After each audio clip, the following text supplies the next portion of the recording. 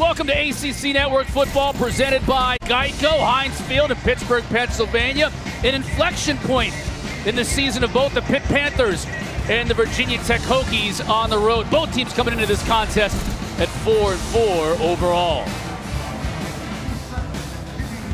Hi, everybody. Alongside Eric Wood, I'm Chris Cotter. Thanks for joining us. Larissa Harris will be with us in a little bit. Both teams have talented quarterbacks, Eric, coming into this game. They're very effective, but they get it done in different ways, don't they? Yes, I do, Chris. For Virginia Tech, Hendon Hooker has the third most rushing yards for a quarterback in the entire country. He's also first in rushing touchdowns for quarterbacks. And their Pitt defense is going to try to make him make throws to the outside of the field, and he has a live arm and he can get that done, but they're going to challenge him to do so. For Pitt, Kenny Pickett, a guy who missed a couple of games, but he's back 100%, had a good game last time out for the Panthers.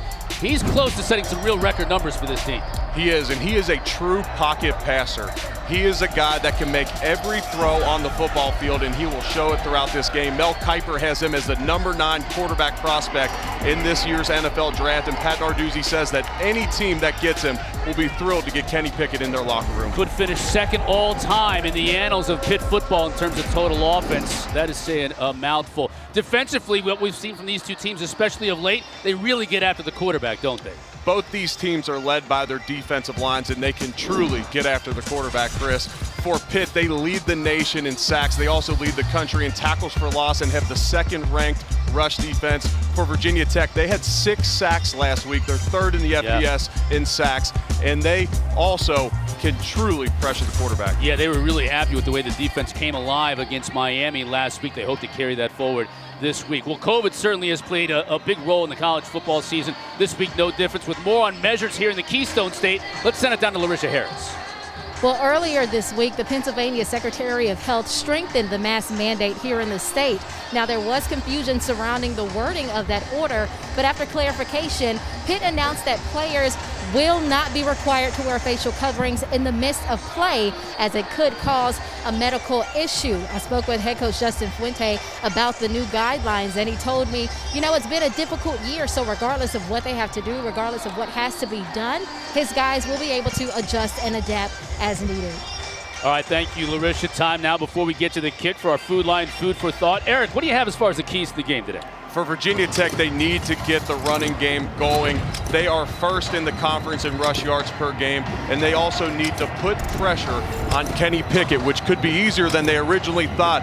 And we'll get more on this, but Pitt is down 3 starting offensive linemen heading into the game. For Pitt, they need to stop this Virginia Tech run, and that's something they've been successful at all year, is stopping the run, and their receivers need to step up. A huge loss for the Pitt Panthers today is going to be number 3, Jordan Addison, out. He's second in the conference in receptions per game. Yeah, plenty of players on the unavailable list for both teams. We'll get into that as the game progresses, but we are set to go here from Heinz Field. Ryan Johnson, toe meets leather, and we are underway. TJ Turner to receive it from the zone 6. Out to about the 25-yard line. That's where Virginia Tech will start. We'll get our first look at not only Hendon Hooker, who, as you said in the open, Eric, really loves to throw the football. We'll get a look at him a little bit later on, but we're going to get a chance to see Kenny Pickett here. And he missed a couple of games, and they were just not the same. They are a totally different team now with him back healthy. Yeah, he is the leader of their team. He's the leader of this offense. He's such a crucial part, and without him, they truly did not have the firepower on offense. 22 Vincent Davis. Pickett to throw on first down, complete to Shockey Louis, who picks up about 6 yards, so a good pick up on first down. They're going to give him closer to 8 yards. And this is a Virginia Tech secondary that has been depleted, and they will be put to the test by this Pitt receiving corps and by Kenny Pickett throughout the day.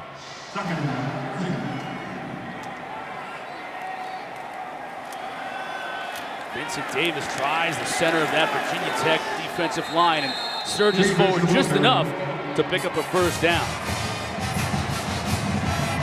This Pitt running game today is going to need to be effective. They do not need to be the star of the show, but they do need to be effective in keeping this Virginia Tech defense honest and not just simply teeing off on the passer. Thank you, Davis. Pickett now way overshoots his intended receiver, Shockey Louis. Intended for Bring up second down and 10. We've had some rain throughout the day here, Chris. It will be interesting to see as much as Pitt throws the football to see if that becomes a factor as the game goes on. Maybe a slick ball here and there, maybe the cause for that overthrow. Yeah, a little bit of rain here over the last few hours. Nothing really heavy, but enough, to your point, just to make the field and the football a little bit slick. Turner on the receiving end, net immediately, and brought down by number 22, Shamari Connor.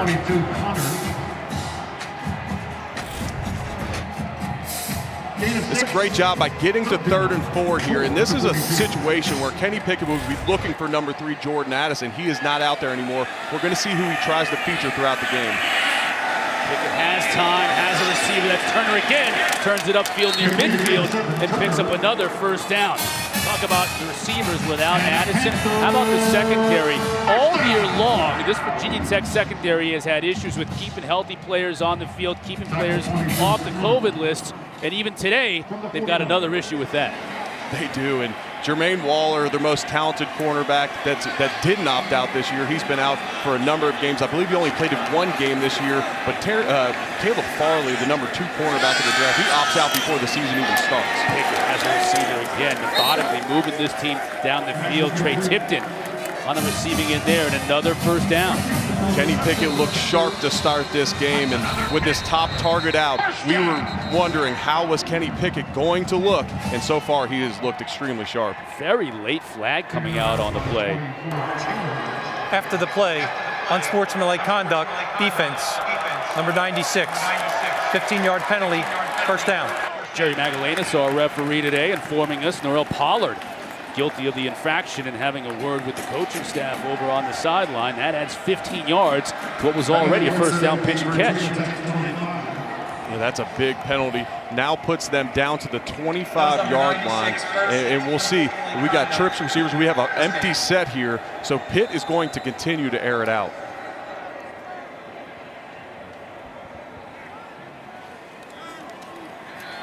Virginia Tech brings just 4. He has his back. Who's split wide right. That's Vincent Davis.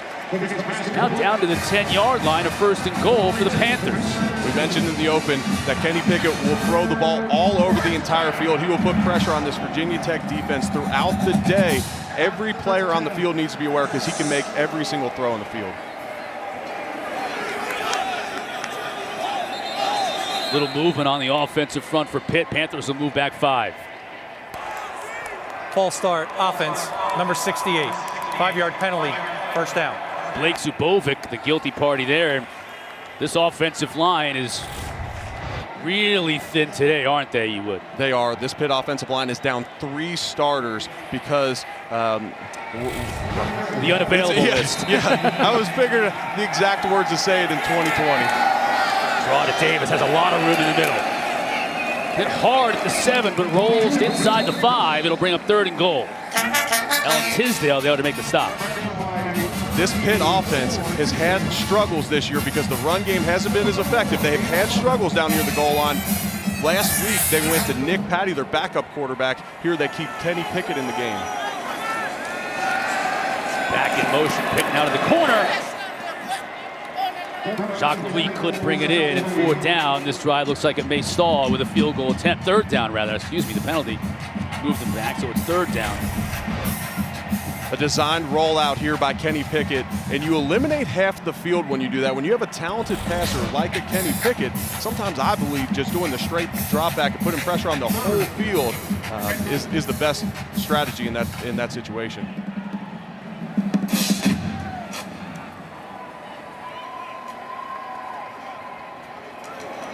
Vincent Davis in the backfield with Pickett.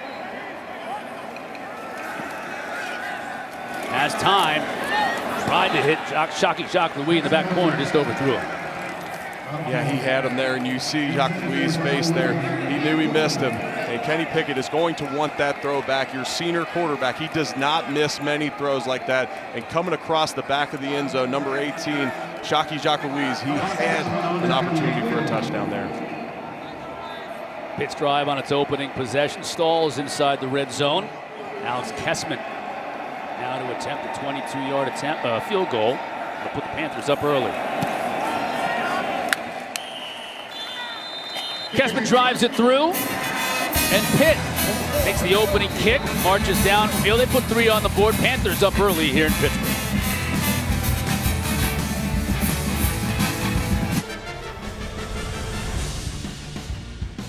ACC Network Football is presented by Geico.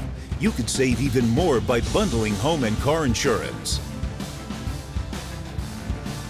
Back in Pittsburgh, Panthers arriving and touching the Panther statue here at Heinz Field, just across the river.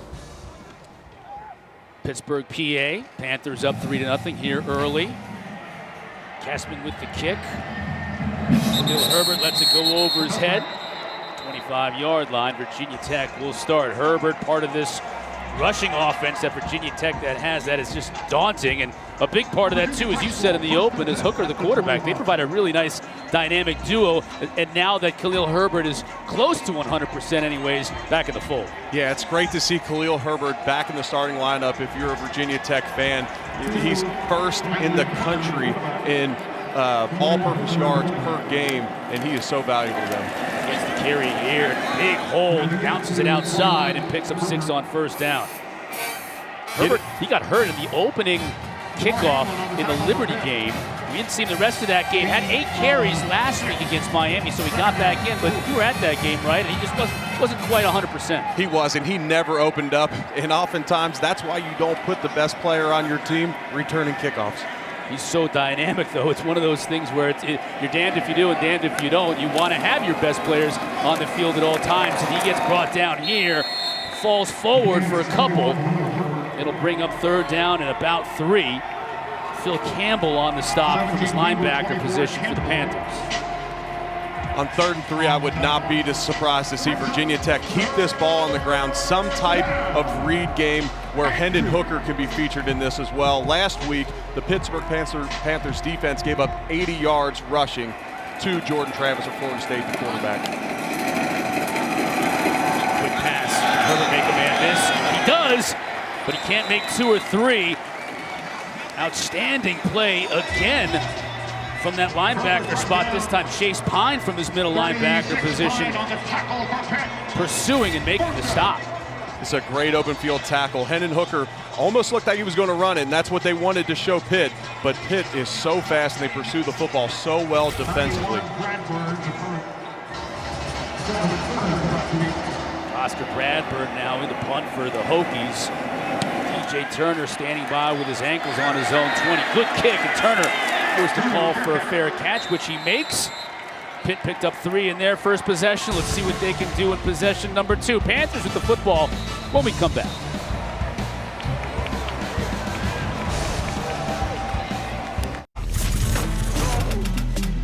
Hokies were amazing last week defensively. You were watching this game, and every time Miami tried to get something going, Derek King was under pressure. Yeah, I was on the call for this one, and we heard from the Virginia Tech players throughout this week that they used some of their old Bud Foster schemes in last week's game. 4 sacks came from the defensive tackle position alone for the Hokies last week. They were able to apply a ton of pressure on Derek King and just narrowly got beat by 1 point. But Justin Hamilton is in his first year replacing the legendary Bud Foster, the longest tenured assistant coach in all of college football. Moves on, retires this year after a phenomenal career, and one of his players that played for him, safety Justin Hamilton, takes over. You see Jared Hewlett, who had 3.5 sacks last week alone in that game against Miami. Now back on the field. Turner drops the pass. It is a forward pass. The official indicates it's incomplete immediately. Turner didn't have very far to run anyway. It's defended well by Virginia Tech. With Jordan Addison out this week at receiver, it looks like they're going to feature DJ Turner in the passing game a whole lot. He's a guy who can also play some running back for them, so they're going to try and get him the ball in a number of different ways and try and let him make plays with his legs after the catch.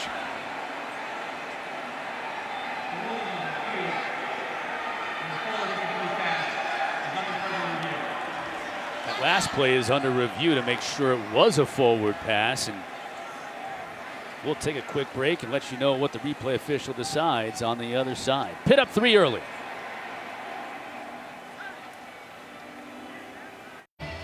Eric, last play ruled an incomplete forward pass. It's under review as we speak.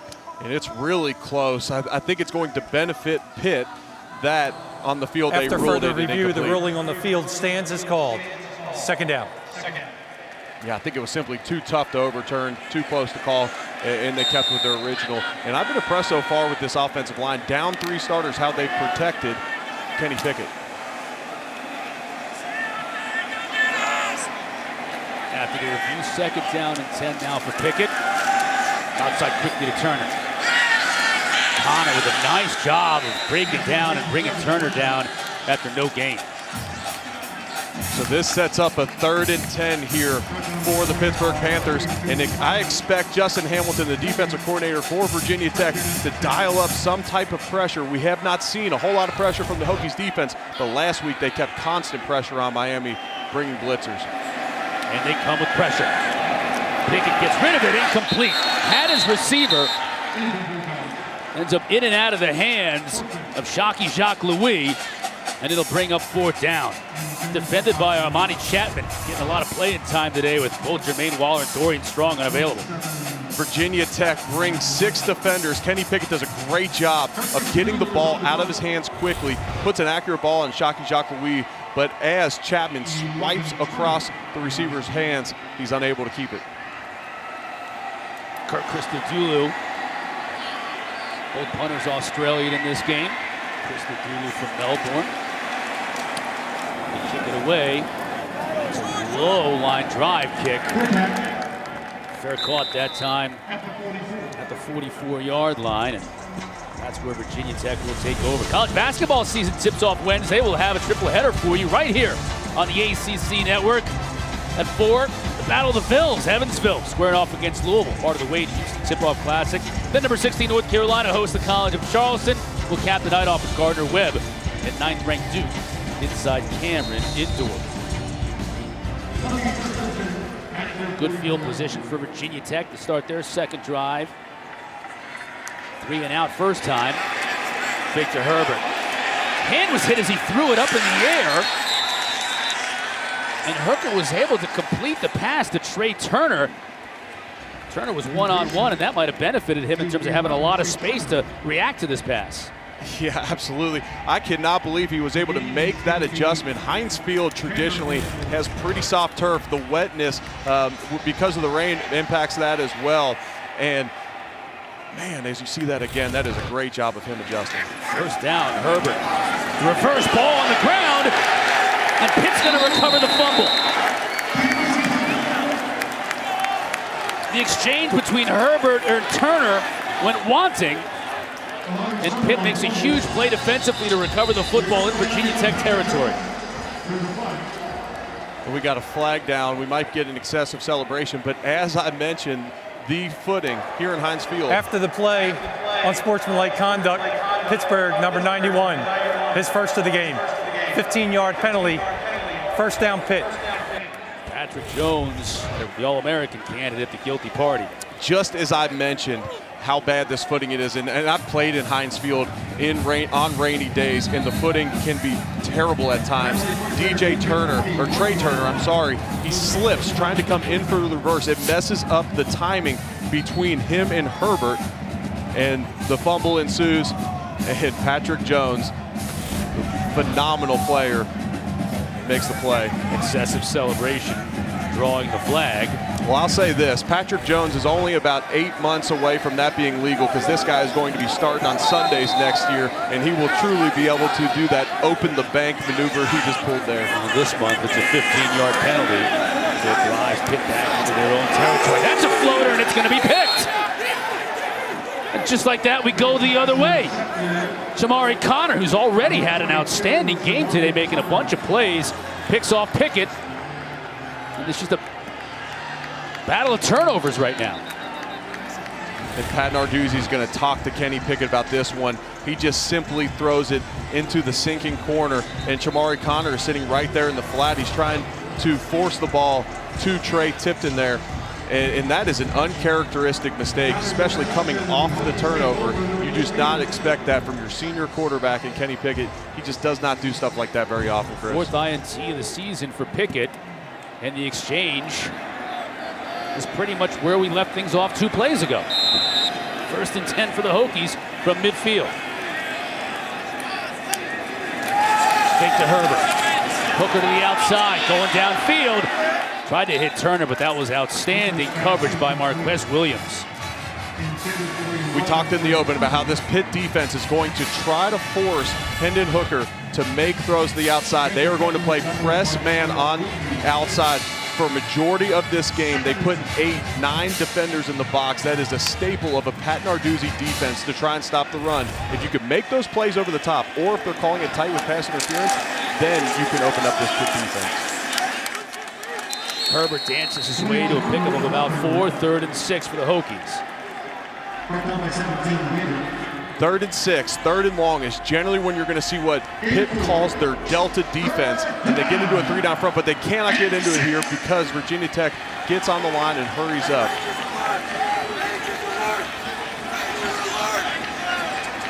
Hooker looking to the sideline for the play.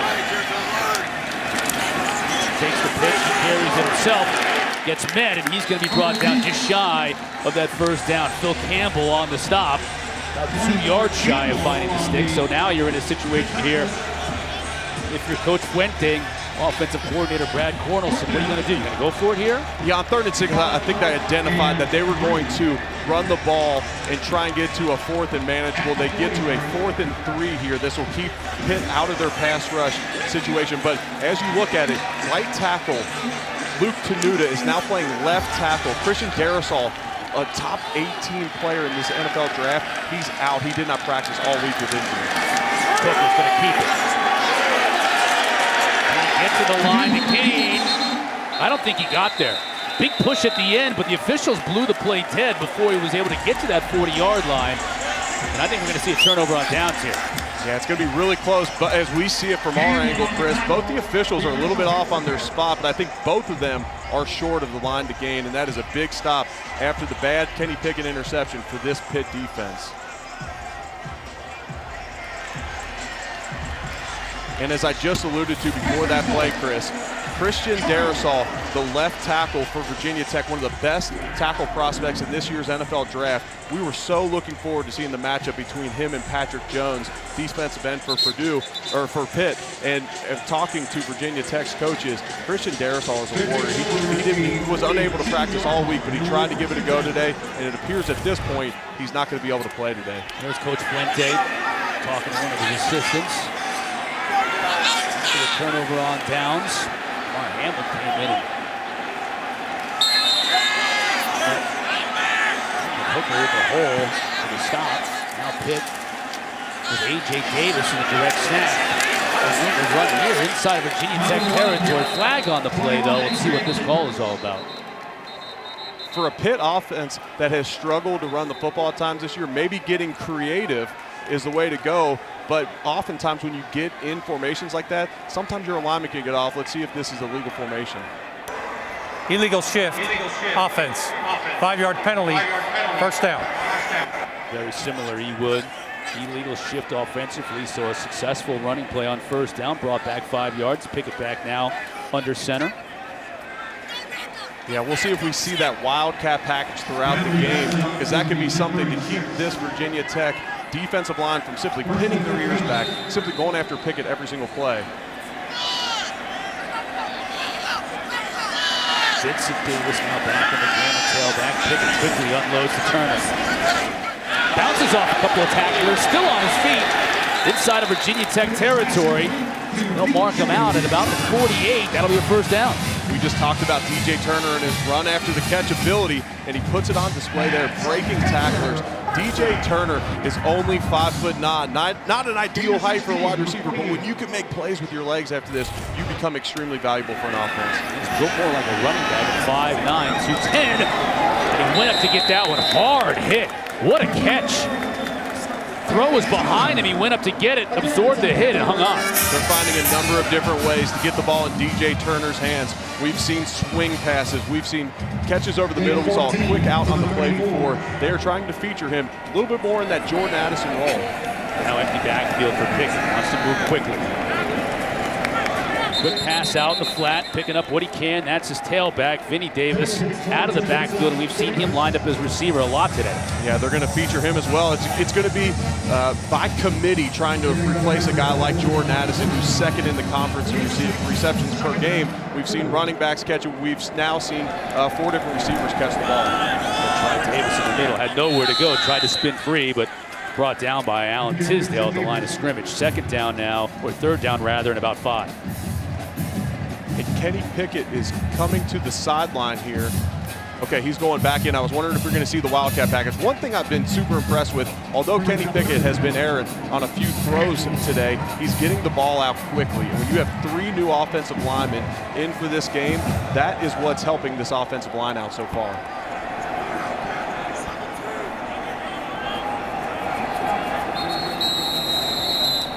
Whistles blow this play dead. Pitt wants to call a timeout. Timeout. Over. Pitt, their first timeout of the half. Coach Narduzzi and offensive coordinator Mark Whipple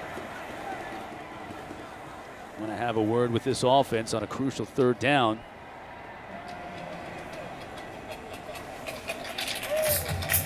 Narduzzi made his bones on the defensive side of the football. E. Wood, most specifically, when you think about him and you think about his past, you think about the years he spent as the DC for Mark D'Antonio at Michigan State. Yeah, their rush defense was phenomenal at Michigan State. He carries that over here to Pittsburgh as well. 8 seasons as the DC at Michigan State. Before that, Rhode Island, Cincinnati, defensive coordinator for the Bearcats as well, when they started to really come onto the scene as a national power. And of course, his years at Michigan State. In his 6th season here at Pitt. In his years, only Clemson and Miami have won more games than Pitt has. In 04 to 06 at Cincinnati, I was playing against those defenses when I was as center for the Louisville Cardinals. And so I played against him 3 different times, and always a tough defense to prepare for. Trying to get his offense to convert here on third down. Pickett has a pocket. Turner, can he get to the sticks? He does. Inside the 20, they are really utilizing the transfer from Maryland today. DJ Turner again featuring his run after the catch ability, and he's got 5 receptions already on the day, and he just does a great job so far in this game of finding open space in the zone, making himself a viable target for Pickett. Pickett with again an empty backfield. Virginia Tech shows pressure and come with it. Pickett with a stiff arm stays alive. Pushed out of bounds by Jared Hewitt. Looks like he may have gotten right to the line of scrimmage. It was a great stiff arm by Kenny Pickett, escaping Rayshard Ashby out of the pocket. Then he's pursued by Justice Reed, gets away from him, and he almost does my biggest pet peeve, which we'll see if they get credit for the sack, as a quarterback. Help your offensive line out, Chris. Get rid of that ball. You're outside the pocket. Do not take that sack there. Pickett showing you he's 6'2", 220, and he can run it effectively when he has to. And right on cue, he puts his head down and picks up 8 yards. Kenny Pickett's got 6 rushing touchdowns on the season. He is a threat to run the football. The problem is, against Boston College, he hurts his ankle. He's out 2 weeks. Last week he played heavily taped up with that ankle, and as we see him out on the field right now, still has that left ankle taped up. Moved pretty good on that play, 3rd and 2. Now Virginia Tech comes with pressure on the outside, and Taysir Mack just couldn't quite grab it. The pass was a little bit behind him. Now on 4th and 2, what's the decision here by Coach Narduzzi? They're going to kick it. It looks like they're going to kick another field goal. And when you have a defense like Pitt has, you can rely on them. You do not feel like you need to score touchdowns on every drive. You simply don't want to turn the football over, and 3 points will work here. 30-yard attempt from Alex Kessman. Already 61 career field goals. That's the Pitt record. 62 as he splits the uprights. Pitt increases their lead.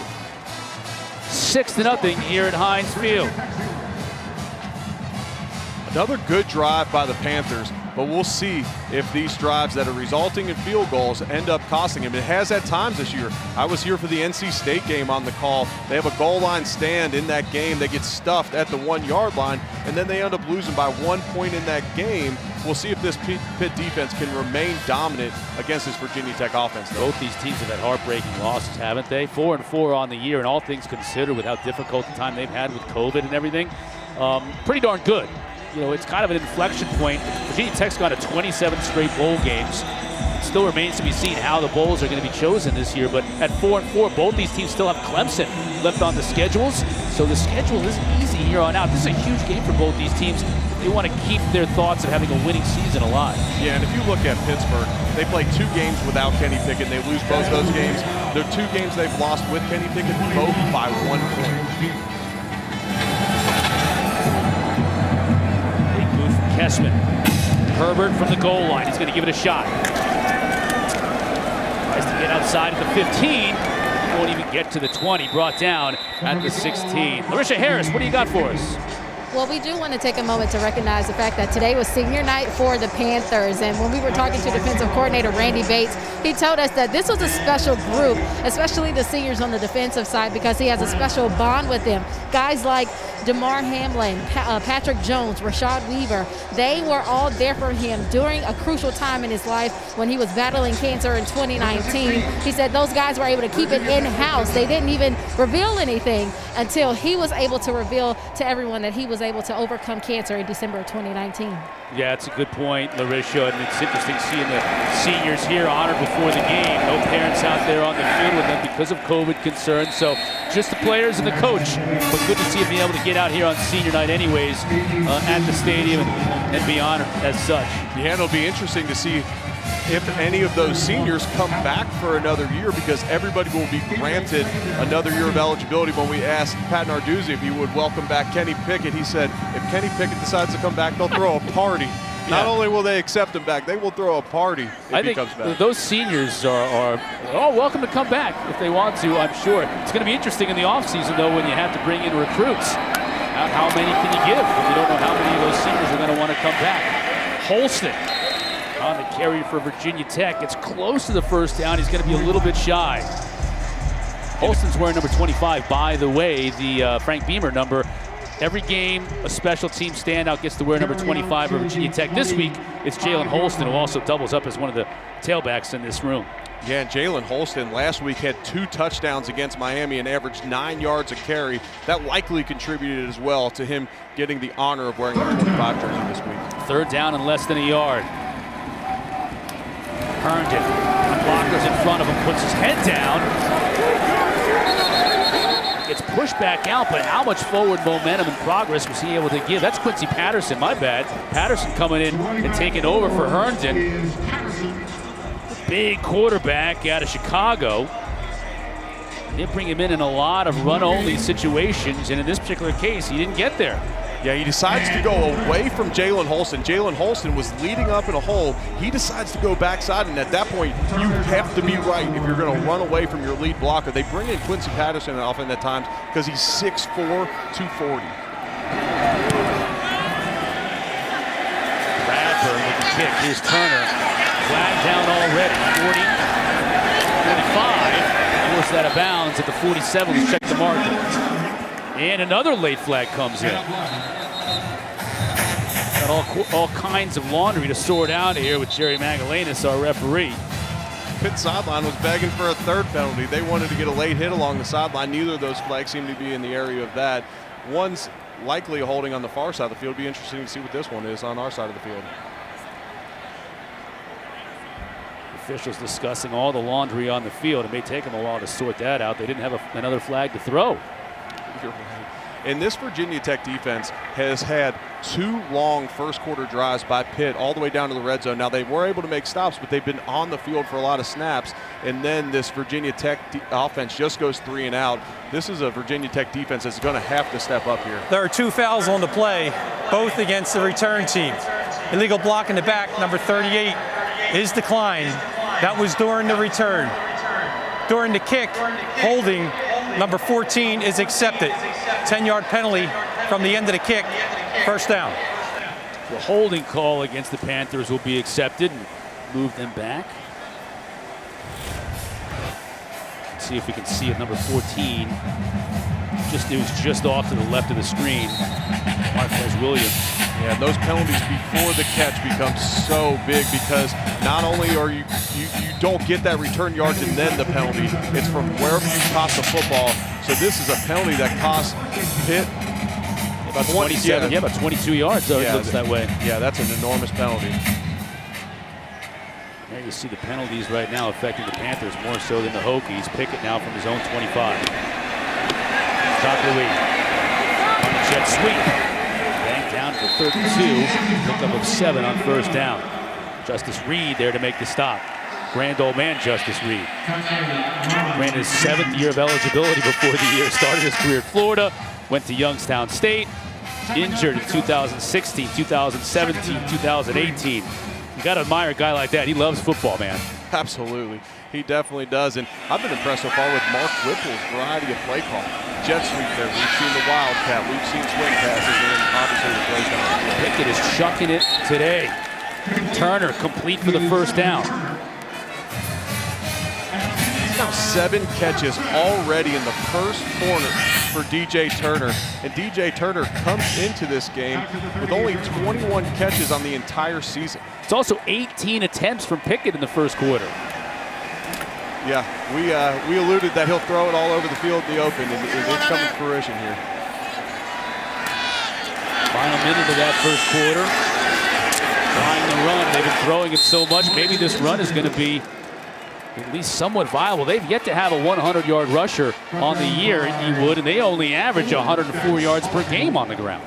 Yeah, when they made the switch to Mark Whipple as offensive coordinator a year ago, that was a switch in philosophy. When you think Pittsburgh Panther defense or offense, you're generally thinking the run game, the defense. Well, when they switched to Mark Whipple, it became throw it all around the field. That philosophy has worked so far today. Panthers up 6 after the first quarter.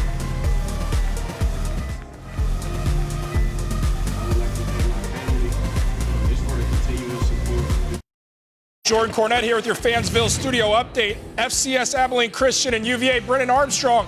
And if catching 90-yard bombs is cool, consider me Lavelle Davis Jr. 90 yards, UVA leads this one 14-0. Back to you, my movie buff, Chris Cotter and Eric Wood. Lavelle Davis Jr., what a young talent they have at Virginia. Looking forward to watching him and what he's going to do over the years. And look at some of the young talents. Pickett, NFL talent, put that one right on the money to Taysir Mack. Kenny Pickett picks up in the second quarter right where he left off, completes a ball down the field, in cutting, Taysir Mack, and they brought Connor, the nickel, off the edge there. He couldn't get home in time, left him viable on the back end. Pickett, his 20th attempt on the day. He can't hit Turner, who's been his main target so far. Continues to get the ball out of his hands extremely fast, goes back to DJ Turner, and we are going to see him featured, it appears, throughout this entire game.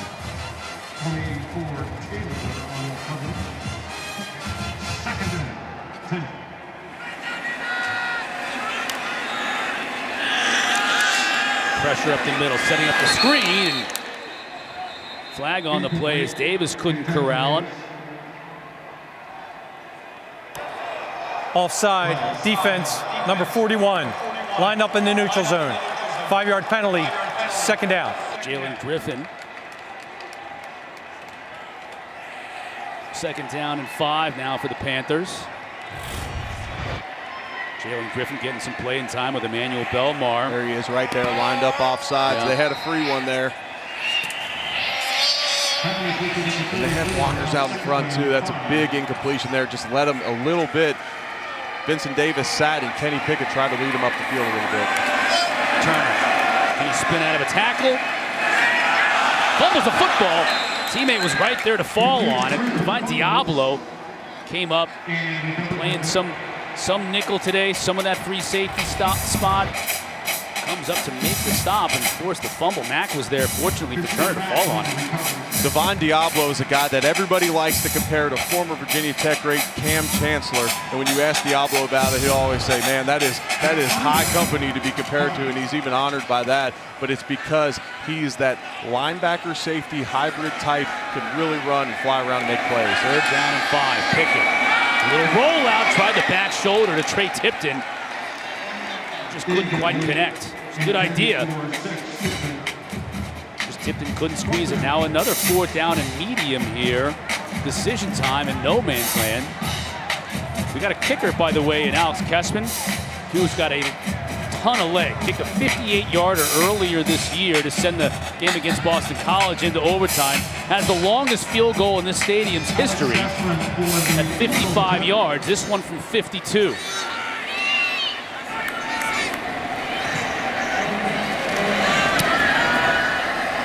Has enough leg, just inside the upright. 52 yards for Alex Kessman, and the lead is now 9. Heinz Field is a tough place to kick in. He was going towards the closed end there, a little bit easier to kick there. 3rd field goal of the game today, 9-0 Pitt lead.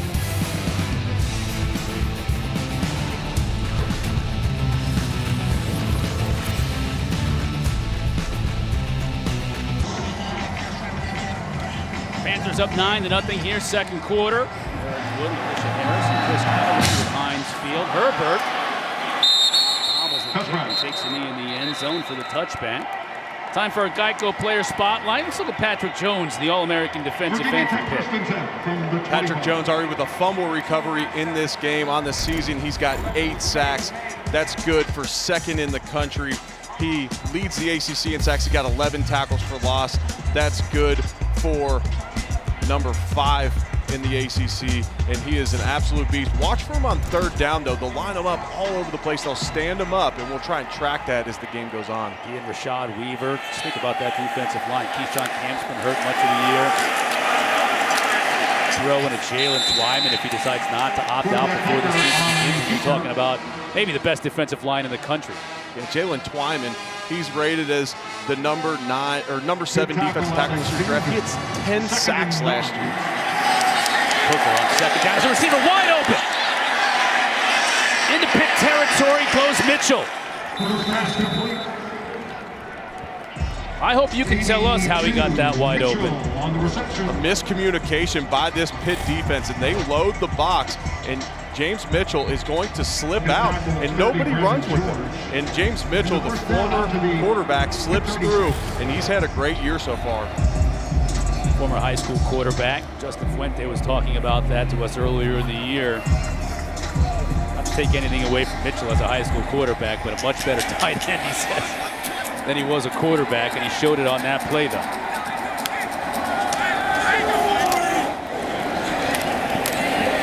Robinson picks up about 6 yards on 1st down. Let's check in with Larisha. Well, you guys are talking about James Mitchell, and he did tell me about his situation of being a former quarterback, but he credits being able to read the defense for that quarterback position, which is probably how he was able to get open there. But I also want to mention the fact that he told me during our conversation, even though he was limited the past couple of games, he still wanted to remain sharp. So staying fresh, being mentally sharp, those are some of his key focal points when he had downtime. Yeah, Mitchell, Gallo, both back from injury. We do have an injury on the field in Pitt, so we'll check on the status when we come back. Tyler Bentley defensive tackle Tyler Bentley injured on that last play for Pitt. See him gingerly walking off. What happened here? It's hard to see exactly. I think he's trying to avoid stepping on Jalen Holston's foot, and as you see right here, something happens because watch this reaction. I mean, he does not want to put any weight on that, and he goes to the ground hard, and he did not walk off looking good. Holston here bangs into that defense, picks up 3. Quincy Patterson now in a quarterback for Virginia Tech. Sophomore out of Chicago, Illinois, as they'll look to move quickly on 3rd and 1.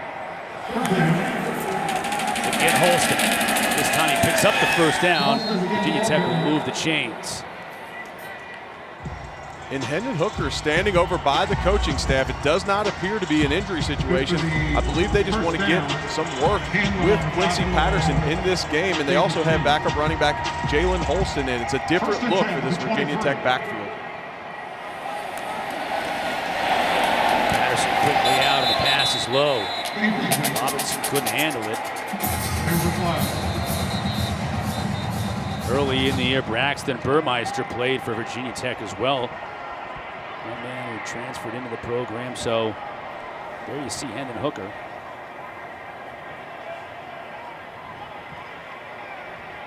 We're going to get a penalty here on Brock Hoffman. We'll see if anyone on Pitt retaliated after the as well. play.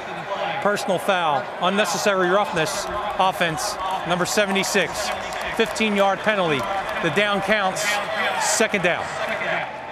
Brock Hoffman is a guy who finishes every single play, and this time he did not finish to the whistle, he finished through the whistle, and you can see him here at the center position, and he gets under the pads, and he is not going to let up. He's going to continue to drive him out of the screen here, and at the end of the play, he stays down on top of him, continues to drive him into the ground, and that's going to be a penalty all day. But this Virginia Tech offensive line, they feed off of the energy from their center. Negative energy on that one because it's thwarting what at least looked like a positive drive for the Hokies. Herbert's got nowhere to go. It'll be third down and a mile.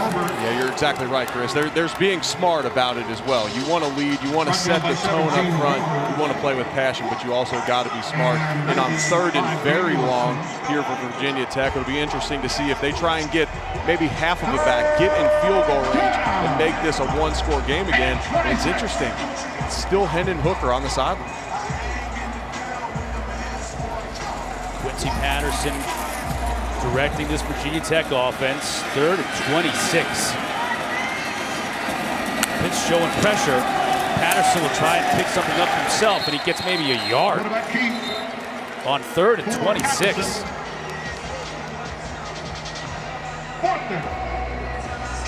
Virginia Tech comes into this game with the #1 rushing offense in the ACC, #7 in the country, and so far through this game, held to just 14 yards. Their rushing defense numbers, Eric, are better than a Panther defense has had since 1981, giving up 79 a game. Bradburn with the kick. Trying to pin Pitt deep. Nice job on special teams by the Hokies. Pitt will take over from their own 6. Panthers with the lead and the football when we come back to Heinz Field.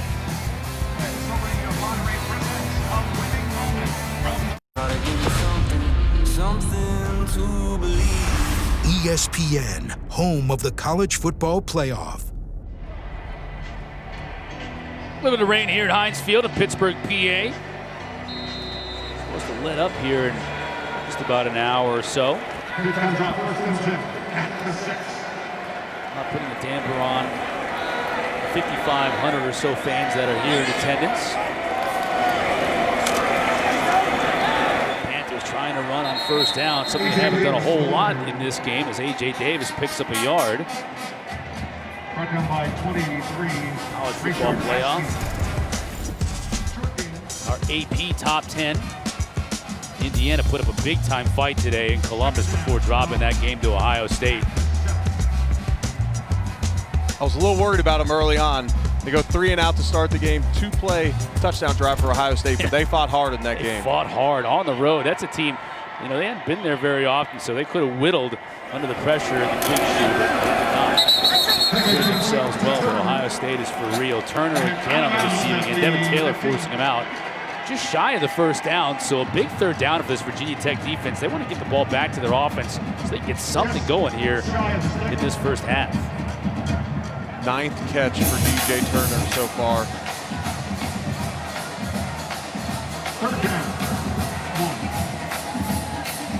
Nine catches. We still have 9:21 left to go here in the first half. It only came into the game with 21 on the season. Jordan Addison unavailable for the Panthers, so Turner really getting a lot of run. And I don't think he got there. Look at the Virginia Tech sideline, exhorting their defense, and for good reason. Jared Hewitt and company in the middle of that Virginia Tech defensive line, just thwarting the Panthers and A.J. Davis, their bigger back. Nothing doing. Yeah, Justin Hamilton dials up the pressure again, and he brings Rayshard Ashby as well as Devon Diablo in there. Combine that with Jared Hewitt standing up the offensive line at the point of attack, and that leads to another stop. And so far in this game, both teams have struggled on third down. Pitt 2 for 7, Virginia Tech 1 for 5 on the day. Tristan Dulu to kick from inside his own 5. Trey Turner back to receive this kick. Fair catch. That was 45. He gets run into a little bit by a Pitt player on the special teams, but no flag, no harm, no flag. Virginia Tech takes over. Here comes Hendon Hooker now back in the game after that last possession. Quincy Patterson ran this Virginia Tech offense. Yeah, and as we see the graphic on the screen, this is a battle of the ACC's best and some of the country's best as well. This is a phenomenal matchup between the front, this offensive line for Virginia Tech, this defensive line for Pitt. Strength on strength. Hooker feigned like he was going to run it. Now he pulls up the throw. Has Turner wide open inside the 5, and a touchdown for the Hokies.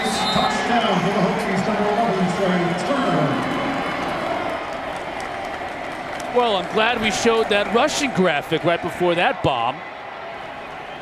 The rushing graphic sets up the pass because Hendon Hooker sells the run to the right. Hendon Hooker, who had just been spelled for Quincy Patterson on the last series, he rolls out to his right, fakes the quarterback sweep, and when you play with 8 to 9 defenders in the box like Pitt does, you're susceptible to these balls over the top. We'll see if this Virginia Tech running game gets on with a shot over the top like they just connected on. Flag down on the try. We'll get the call first. Johnson was able to put it through the uprights. It looks like this will be against Pitt. Offside, defense number 15, lined up in the neutral zone. Penalties declined. The try is good. It was. The Hokies will decline the penalty. And just like that, Hooker comes back in the game and finds Turner. Our first touchdown of the game. Tightens this one up. Panthers by 2.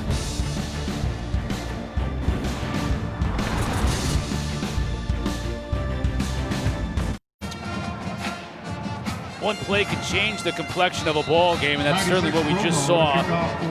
55-yard strike from Hendon Hooker to Trey Turner. An entirely new game here in Pittsburgh. Fair catch from DJ Turner. And Pitt will take over from their 25. Let's go back to the score. On this last touchdown, watch DeMar Hamlin. He's going to be responsible for this deep third back here. But as the play gets going, as he sees Hendon Hooker roll out to his sides and draws his eyes, there's no receivers on this right side of the screen, so he cannot get back to recover to Trey Turner, who is in pursuit by 2 Pitt defenders. And that is the way that you take the top off of a Pitt defense to get those guys out of the box so that you can get your run game going, what you want to get back to. Davis. Pickett will roll.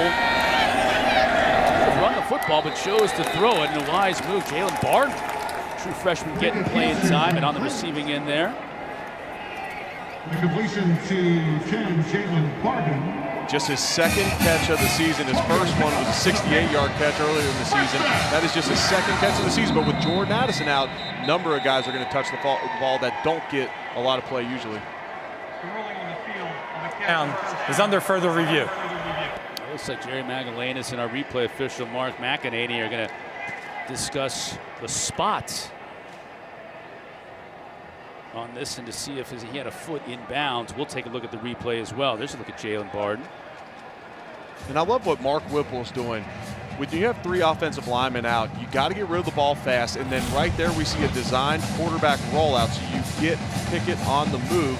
As we look at the replay here, to me, unless he double catches it, unless he's bobbling it, which we can't see in the picture here, I don't see him, it looks like it's definitely a catch. And the telltale sign is you don't get a whole lot of reaction out of that Virginia Tech bench, even signaling that it would be no catch. after further review, the ruling on the field is confirmed. So a quick review, thank you for that. Mark and Jerry appreciate it. Bard appreciates it too. His second catch as a Pitt Panther. There's his left foot right there getting down. Looks like he may have even gotten 2, and the spot looks about right there on the 37. So we're good to go.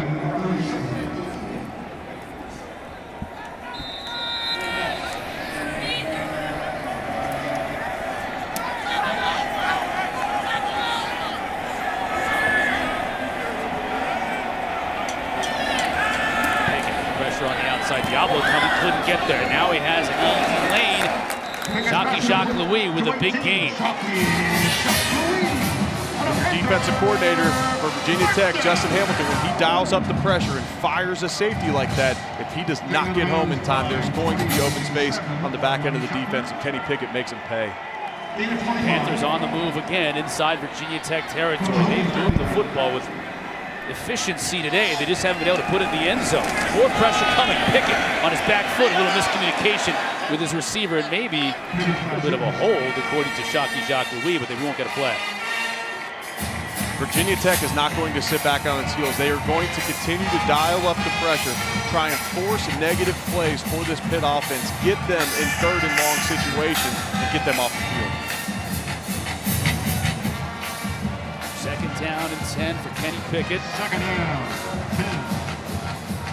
At the Tech 38. They go to an empty set here. Twice today, we've seen them go to the running backs in these situations. Homies brings us forward. They do, because Vincent Davis is wide open out here. And a pickup of about 10 yards. He's right at the stick. 22, Vincent Davis. Breon Murray was there to make the stop, but Davis was almost forgotten about, it seems like, in that play. He was, and they play off coverage there, and a lot of times you'll put the running back on the outside of the field because you want to see what type of defense they're in. They had a cornerback over him, but he was 10 yards off. Then you know they're in zone defense. Turner slides through the tackle to pick up extra yardage. 1st down. Not only are we going to have to start tracking DJ Turner catches, we're also going to have to track his missed tackles. And I know he goes down with the first defender there, but he is so impressive with the ball in his hands. At the 23. That's 10 catches for Turner here in the 1st half. Pickett rolls the pocket. Has an open receiver. Another pickup of 8 yards on the play. Barden getting some run here, true freshman for the Panthers. This is similar to other drives we've seen in the 1st half for Pitt. They just haven't been able to score touchdowns. Quickly again to Turner. Has one man to beat, stays in bounds. Still in bounds inside the 5 and down to the 1. Well, at 2 more broken tackles. I was going to call it 3, makes the same guy miss twice though. So yeah, 2 to 3. Forced missed tackles there, and he has been extremely impressive so far. And at some point, Virginia Tech is going to have to start playing tighter on the outside. Kenny Pickett is doing a great job of getting the ball quickly wherever they're giving him too much cushion with the corners. Davis, he'll score easily. Now they found the end zone. Panthers retake the lead. Increase their lead.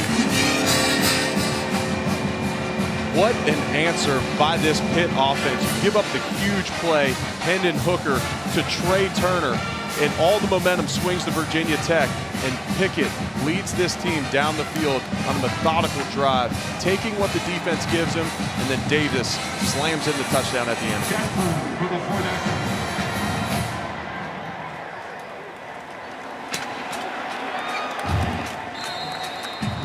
Kessman buries the try. 16-7 our score. Vincent Davis, his 5th rushing touchdown of the season. Certainly a salve for Pitt in their red zone woes. Here's the last 2 plays of that drive. There's the missed tackle. There's the missed tackle. There's the 3rd one. That's where I was giving him credit for, Chris.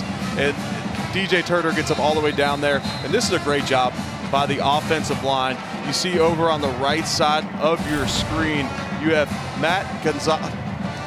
Yeah, Gonsalves over there. It's tough. We got all these backup offensive linemen playing, but you know what, Chris? They are playing with great effort so far in this game and doing an awesome job. I definitely want to get into that with you, a former offensive lineman in the league for, 9 years in the NFL, and how difficult it is to cross-train a little bit. Because not only do you have second-teamers playing for Pitt, but you've got Gonsalves who, maybe is more of a natural guard playing a tackle. You've got some other players that are forced to move around a little bit and cross-train, as Herbert takes it out on a nice return to 28. And it's definitely not as easy as you think, Chris, and it's happening to both of these offensive lines in this game. There's been shuffling for both of them. And when you go from the right to the left side, you often think this guy plays tackle, what's the big difference? You move over to the left, but that's a totally different muscle memory that you have to create. You got to think of a guy like Luke Canuta, one of the best tackles in the ACC, was playing right tackle for all of this season. Now he's forced to bump over to the left side. That is a totally different, everything about the muscle memory that you create has to be changed in the league. Showing some pressure, and they bring it. Picked up at first. Hooker now flushed out of the pocket. As a receiver, wide open. Robinson, 40, down inside the 35. Well, similarly to what we saw with Virginia Tech, if you're Pitt and you bring the pressure, you're not getting home, there's going to be somebody wide open on the back end, and it was Tavian Robinson on this play. Yep, and Hendon Hooker avoids John Morgan in the pocket, number 6 for Pitt, and Tavian Robinson is down the field. Tavian Robinson makes a critical error in the Liberty game to lose them the game with the muff punt. Coming back these last couple weeks, making some big plays. All kinds of flags down here on this play. Raheem Blackshear was the intended receiver. Let's check the laundry. Pitt sideline was immediately contesting that call even before they got together to discuss it. Illegal substitution defense. More than 11 players were on the field. 5-yard penalty. First down.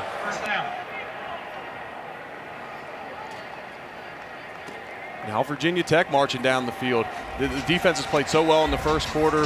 Virginia Tech gave up some drives, holding them to field goals. They give up a touchdown on the last drive, and Virginia Tech, for their second drive in a row, able to move the ball down the field. Quick Turner, incomplete. Virginia Tech team has had to move some offensive linemen around as well. Doug Nestor unavailable for this game, starting right guard. So Brian Hudson, who played a lot last year and has played a lot this year too, slides up to that spot. But you mentioned Darasaw not able to, he gave it a go today but wasn't able to. So Tenuta moving from right tackle to left tackle. I think it's taken him a little while to get going here. Second play in a row. Hendon Hooker trying to find Trey Turner, and they can't quite match it up. Yeah, and you mentioned that. That definitely affects the run game. You talk about shuffling guys around. The run game, it requires a lot of continuity between the offensive linemen. There's a lot of communication that goes in, how you fit your blocks, and when you move those guys around, it can definitely affect the run game, especially when you're playing a front as talented as this Pitt defense. And we'll see if they get in their Delta package for the first time today, where you have guys moving around. Third down and 5. Robinson is going to have to make a man miss. And does, stays on his feet and it bounds inside the 15, down close to the 10-yard line. First-team freshman All-American as a punt returner last year, and here he shows some of the skills that allowed him to get that accolade last year. Simply kick it out to the flats. That eliminates this Pitt pass rush, leads the country in sacks. It eliminates that when you get the ball out of your hands that fast. Play is blown dead before we even get started. Before the snap, timeout was called by Pitt. This will be a 30-second timeout. Coach Narduzzi and Randy Bates, defensive coordinator, going to talk things over before this fresh set of downs for Virginia Tech. Don't forget, folks, weekdays at 7 a.m. Eastern on the ACC Network, Packer and Durham, bringing the latest news and information from the ACC with special guests from around the world of sports. Packer and Durham, 7 o'clock every morning on the ACC Network. Pull up a chair. They haven't asked me to pull up a chair since, I can even tell you the last time I was on that show. I was in South Bend before a basketball game last January. You hear that? Wes isn't calling a game this week. His game got canceled. I know he's watching at home. I know, and I saw Give me a a shout, picture of Wes. him. Give me a shout. Saw a picture of him earlier enjoying a nice Bloody Mary, prepping for his Falcons That's right, game he's got tomorrow. Falcons tomorrow. Wes Durham does not get many days off in this business doing football, I'll give him that. basketball, everyday radio. I hope he's truly enjoying a day off today.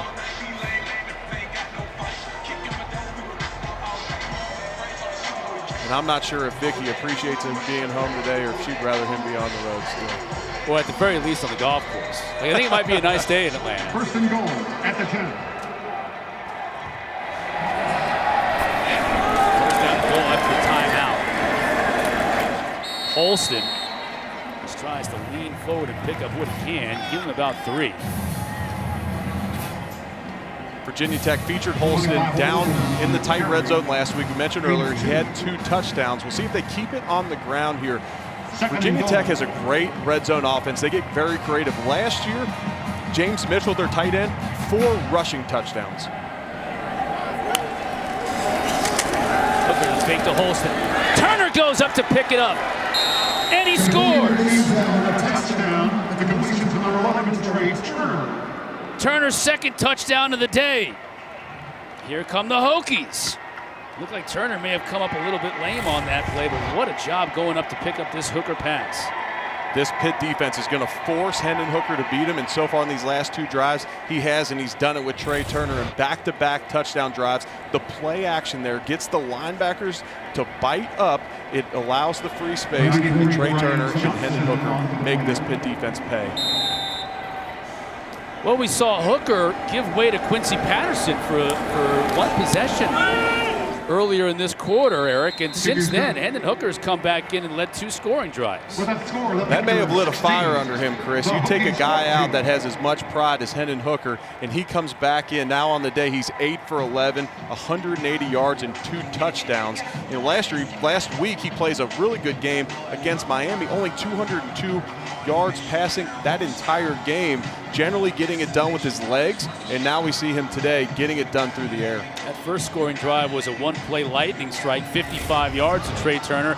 This drive more methodical, but it ends in another Hooker to Turner connection. Yeah, very hard play action. You could see the offensive lineman up front truly run blocking to get those linebackers to bite, and Trey Turner makes it a great grab, a contested catch, and he high points the ball. He goes up, and he's physical at the point of attack, and that was a very good catch by Trey Turner. Yeah, you see Turner with 2 touchdown catches already on the day. He came in with just 1 on the season, so he's having an outstanding first half, even though it was slow going early for the Hokies offensively. They picked it up here in the second quarter. Yeah, we brought it up to Hendon Hooker yesterday. We said, hey, they're going to make you make throws to the outside. Who do you like? He said, I like all my guys. Well, so far, he likes Trey Turner a whole lot. Whoa, liner off the toe of Brian Johnson. That's a mistake. This one goes out of bounds. And it'll be good starting field position for Kenny Pickett and the Pitt Panthers. First down at the 35-yard line. Virginia Tech took so much pride in their special teams over those years under Frank Beamer, and not a whole lot of critical errors like this throughout that time. Pitt's going to take over this drive at the 35-yard line. Look for them to keep the ball in the air with Kenny Pickett. They've done a great job so far. Wherever the corners are playing off coverage, Kenny Pickett's attacking them with the quick throws to the outside. Pickett 20 of 30 already today, 197 yards, and he does have that 1 interception. As time checks underneath to Davis. Davis about 4 or 5 yards on the play. Like Alan Tisdale was out there on coverage from his linebacker spot. We're looking to take a shot down the field there. Nothing there. Good job by Kenny Pickett to just take what the defense gives him on the check down. Again with time and has a receiver open inside the 40, 35, down to about the 33. Barden again. Look at this young man. Extremely impressed the way this receiving corps has stepped up in the absence of Jordan Addison. Guys all over are making plays for their senior quarterback. Addison on the unavailable today. We assume Jared Wayne, the Canadian, is also unavailable. Good coverage that time by Shamari Connor on DJ Turner. taking a shot down the field, keeping this defense honest. But Kenny Pickett showing something that he will need to do if he's going to play in the next level there. He climbs the pocket perfectly. And there's so much about Kenny Pickett's game that NFL GMs are going to absolutely love. And DJ Turner, 14 targets on the day so far, with still 2 minutes and 46 seconds left in this first half, Chris. DJ Turner, a senior transfer from Maryland.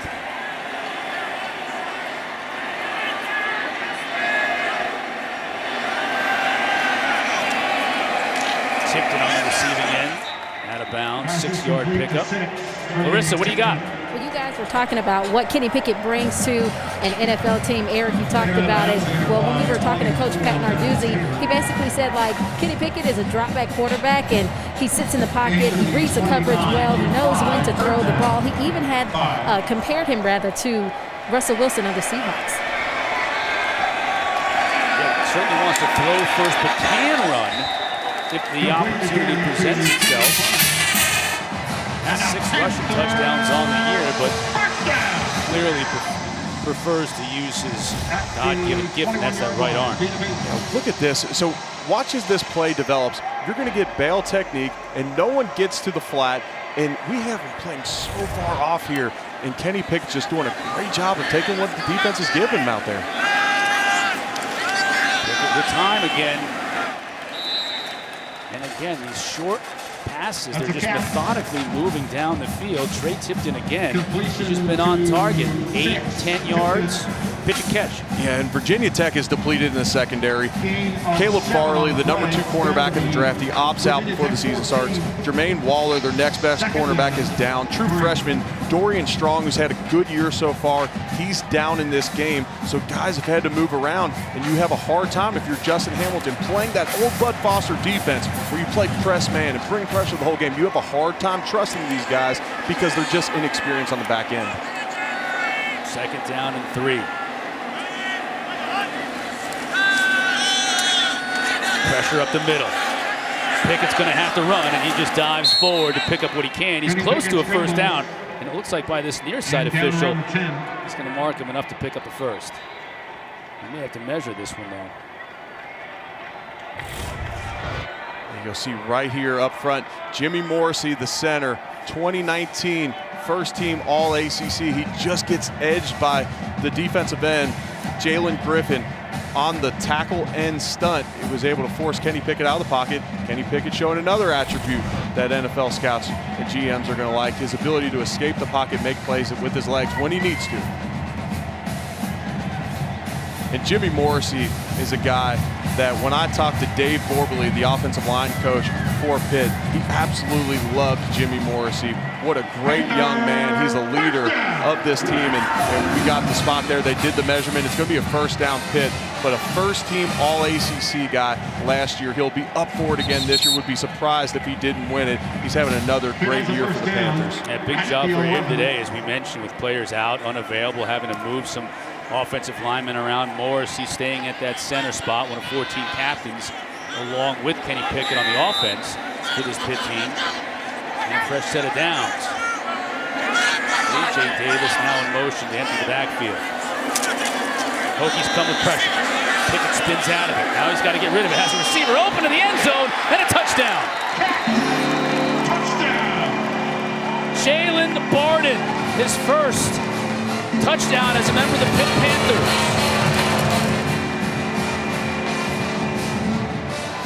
Kenny Pickett, the 11-yard toss to number 10, Jalen Barden. Look at that celebration on the sideline, smiles all around.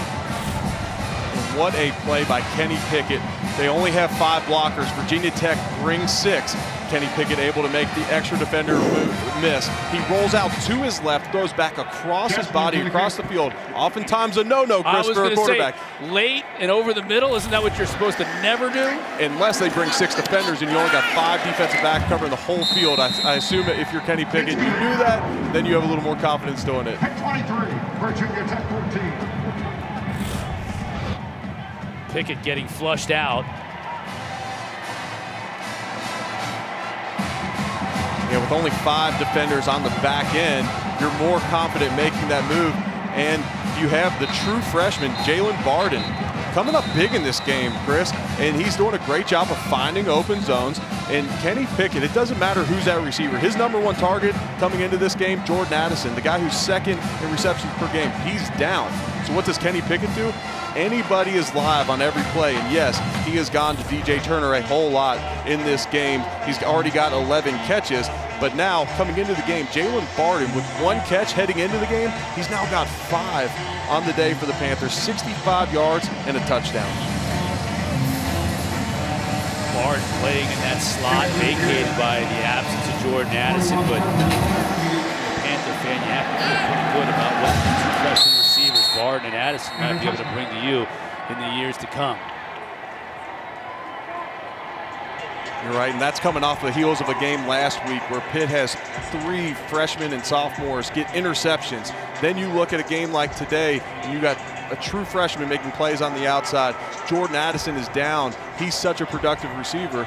And you're right, Chris. If you're the Pittsburgh Panthers, you got to love the trajectory of the skill position players on both sides of the ball.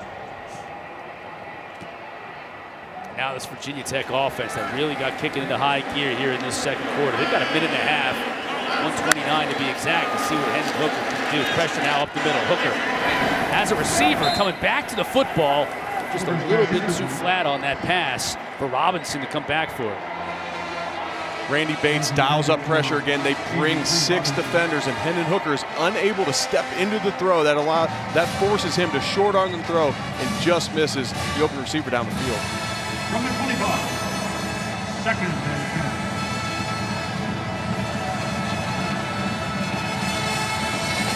10. Second down and 10. Hooker steps up in the pocket. Now he's going to try and run for it.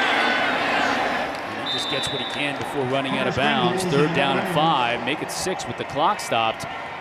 So a big play here for both sides. As Pitt would certainly like to get the football back and give Pickett one more chance. Coming up, halftime report, Jordan Cornette, Eric McLean, E.J. Manuel. First half recap of our game here. Plus, they'll take a look at Liberty, who's been so impressive this year in their game against NC State. Look, Liberty trying to go 3-0 against the ACC. Wolfpack hoping to do something about that. Coming up a little bit later on this evening. If you look, Todd Weaver standing up at linebacker. They get all around Hendon Hooker's feet. Big play on the outside there. Good hit. And tackled right away by Corey Hammond. May have knocked the wind out of Caleb Smith.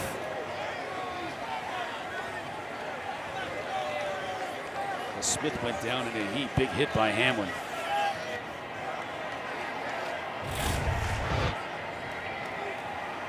And that's a legal hit. He doesn't lead with his helmet. He hits him with the shoulder, and it's just unfortunate at times. It's a physical game, but it's great to see Smith on his own, on his feet, walking off the field now. Damar Hamlin is a physical safety. He is a great football player. 38 starts in his career. 4th and 1. You don't go for it here in your own territory if you're Virginia Tech, do you? Didn't 6 left to go in this first half? It looks like they are. Watch for a hard count here, though. They could be trying to draw this defensive line off sides. And we'll get a timeout by Pitt. Timeout. Pittsburgh, their 2nd timeout of the half. 32nd timeout. So if nothing else, Virginia Tech forces Coach Narduzzi to call a timeout and burn one of his 2 remaining.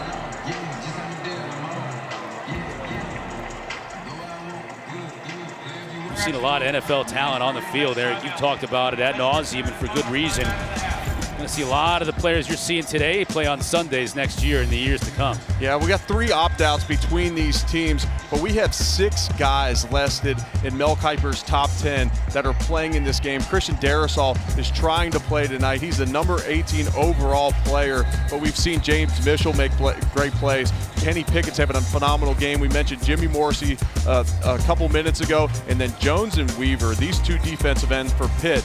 They are going to make an impact on this game. Patrick Jones already with a fumble recovery in this game, but so far, what Virginia Tech's been able to do, at least keeping these Pitt DNs honest, where they have to play the play action, has probably helped their offensive tackles tremendously in this game. It's 4th down. Hendon Hooker barking out the instructions to his team. 4th and 1.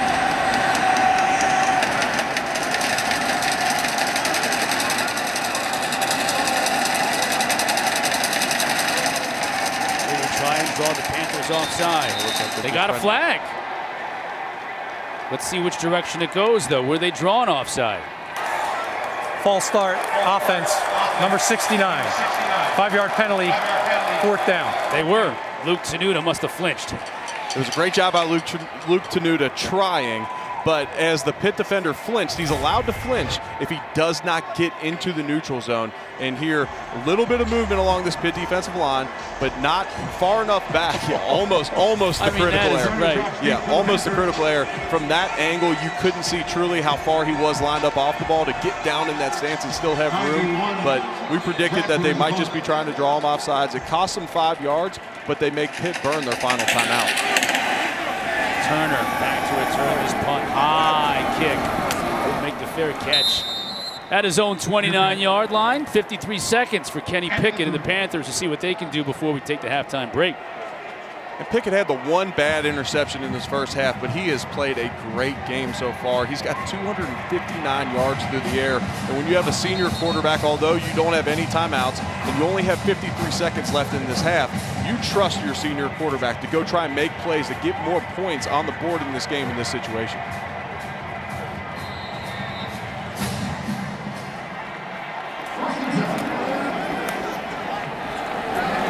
Pitt without a timeout.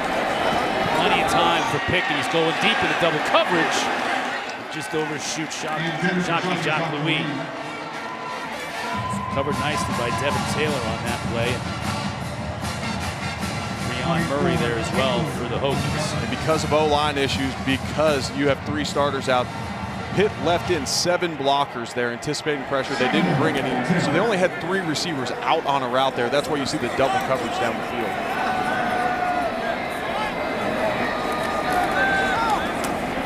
Off the hands of DJ Turner, and it'll bring up 3rd down and 10. Well, how about this, Chris? You have Virginia Tech with 3 timeouts left, so even if Pitt decides to run the ball here, this is going to be a situation where Virginia Tech can either A, try and go after the punt, try and block it, or they're going to get the ball back with 2 to 3 timeouts. And the way college football works, with the clock stopping after first downs, when you have timeouts, you can make that field really short, even if you're getting it back with just right around 30 seconds.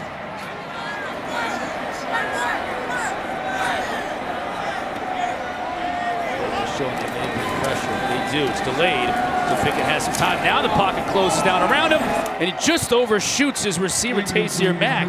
So to your point, they don't even have to use a timeout, and Pickett may have hurt his hand on that throw. Did he hit a helmet on the follow-through, maybe? Yeah, it's probably his thumb. This often happens to quarterback as the pressure gets around his face. When he follows through, let's pay attention here to see if he bangs his thumb. And this can be really tough for quarterbacks. And that's exactly what we see right here on the screen. Kenny Pickett banged his thumb. He's holding it, and Pitt has to truly hope that there's no serious damage to that thumb. But on a game where the ball is wet and the field is wet, and you have grip issues, Chris, it could be an issue as the game goes on. End over end kick, and Khalil Herbert can't come up to make the catch, so it's going to cost a few yards and a few seconds. Ball on the 22-yard line. That's where Hendon Hooker will take over. 26 seconds left to go in this first half. So, how bold do you want to be if you're Coach Fuente and company in the Hokies? I think you have to be careful here. Now you're down 2 scores. If there was any possible way of getting down the field and getting any points here, you would absolutely love it. I think you go something conservative. Maybe you dial up a screen. Maybe you have a draw to see if you can give yourself a little bit more room, bang your timeout, and then try and make a play down the field.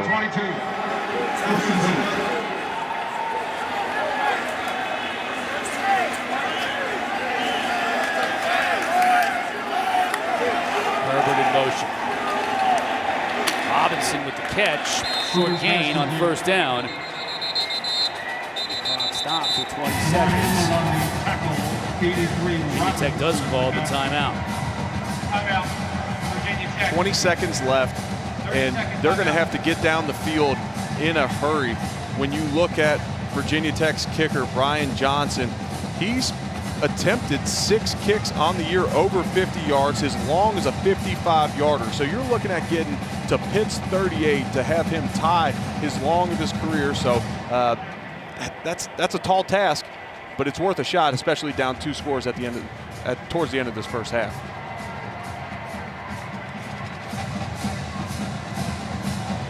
Justin Fuente having a word with his offense. Hendon Hooker's had a successful first half, despite the fact that he missed a series and part of another series where he gave way to Quincy Patterson, 10 of 14, 190 yards, and a couple of touchdowns. That's 1 yard over their season average for passing yards in a game, Chris. So those big plays have been extremely effective, and that's the risk-reward of this Pitts defense. It's very hard to run the ball against them, but if you're able to take the top off the defense, you can get some big plays. As a team, they have 22 rushing yards in the first half of Virginia Tech. A team that runs the football for 263 a game coming in.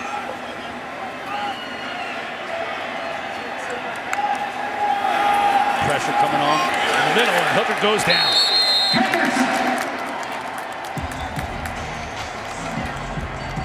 Randy Bates dials up the pressure. They're able to get home. And when you dial up the pressure in a situation like that, you assume that they won't have the time to get the ball down the field the way they want to. And we will see Chase Pine is right here. He's going to come on the blitz. And you have 6 guys coming here, and someone's going to get home. And you have Cam Bright making the sack. First sack of the day for the team that leads the country in sacks coming in. But it prevents Virginia Tech from getting anything going at the end of the first half. And we've reached our halftime with Coach Fuente and this Hokie team that couldn't get anything going offensively in the first quarter. At least able to put together a couple of drives in that second quarter and keep within striking distance of Kenny Pickett and the Pitt Panthers to go into the halftime with a 23-14 lead. You have to keep an eye on Pickett's numbers in the second half because he already has 259 yards passing, 26 of 40 attempts in the first half for Kenny Pickett. Larisha Harris is standing by with Coach Narduzzi. Coach, yes. What's working for you all defensively? You've been able to keep the Virginia Tech Hokies underneath 22 rushing yards, and they're a team that rushes. Yeah, they're a top rushing team in the country. Our defense is doing a good job stopping the run, but we got to stop the pass too. So, we got to mix it up a little bit more. We got, they've made some adjustments. We got to make our adjustments at halftime. Are you pleased with your wide receiver core as they stepped up with you being down one productive receiver in Jordan Addison? Yeah, no doubt about it. I mean, Jalen Barton, that was a Jalen Barton drive down there. I'm going to call that, he's a young, true freshman that's got a ton of talent. It was great to see him get alive there. Penalty sort of hurt you in the first quarter and also in the second quarter. What adjustments need to be made? We got to be smart, Larisha. I mean, we just got to, again, they had a couple at the end too on them, which was good by our guys. We'll look and see the videotape, I guess. Thank you so much, Coach. Larisha Harris, sponsored by Sherpa. 2 Sherpa jackets, got the hat working. Great job down there, Larisha. Pitt with a 23-14 lead at the half. Jordan Cornette and the crew at the halftime show coming up after this.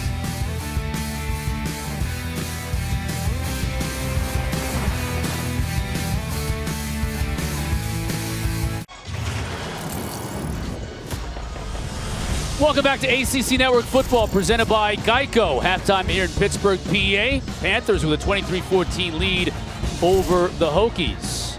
Eric Wood alongside Chris Cotter here in the booth. And wow, I mean, what can you say about Kenny Pickett and the job that Pitt was able to do in this game in the first half? Right. Coming into the game, we find out at the last second, 16 players unexpectedly out for the Panthers. And for what they were able to do in the first half, put up 23 points, really get that passing game going, and so many players stepping up at the receiving core in the absence of Jordan Addison. 40 attempts for Kenny Pickett in the first half. It'll be interesting to see what he does in the second half when we get into record-breaking territory. There you see our stats, our first half stats, brought to you by Zaxby's. Virginia Tech can't run the football. Yeah, and they have got to get this ground game going, and they're out their star left tackle, Christian Darrisaw, and that plays a factor in this. Khalil Herbert's been hampered these last couple weeks with a hamstring, but they have got to get this run game going. Good look at Justin Fuente. Position he's not used to, having to throw the football to move the football, and it's something that the Hokies were able to do in that second quarter just to keep this a game. We're underway here in the second half, and Herbert just lets this ball roll through the back of the end zone. Virginia Tech with the football at their own 25. Let's check in with Larisha Harris. Well, I was able to catch up with Virginia Tech head coach Justin Fuente after halftime, and he basically told me, you know, they made big plays in the passing game, but that's where they have the opportunity on offense. There are plays in the passing game, and they have to get them out.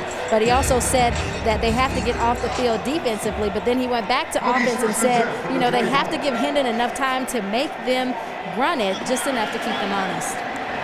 Yeah, that's something they were not able to do in that first half. Pressure now coming in.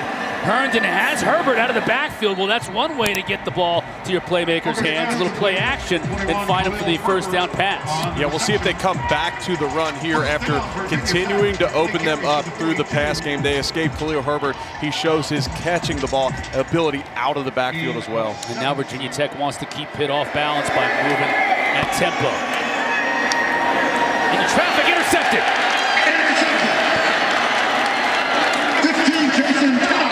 Jason Pinnock stays in bounds. Watch out for the backside. And the tackle comes when Pinnock was able to hold on, and a big turnover for the Panthers here early in the second half.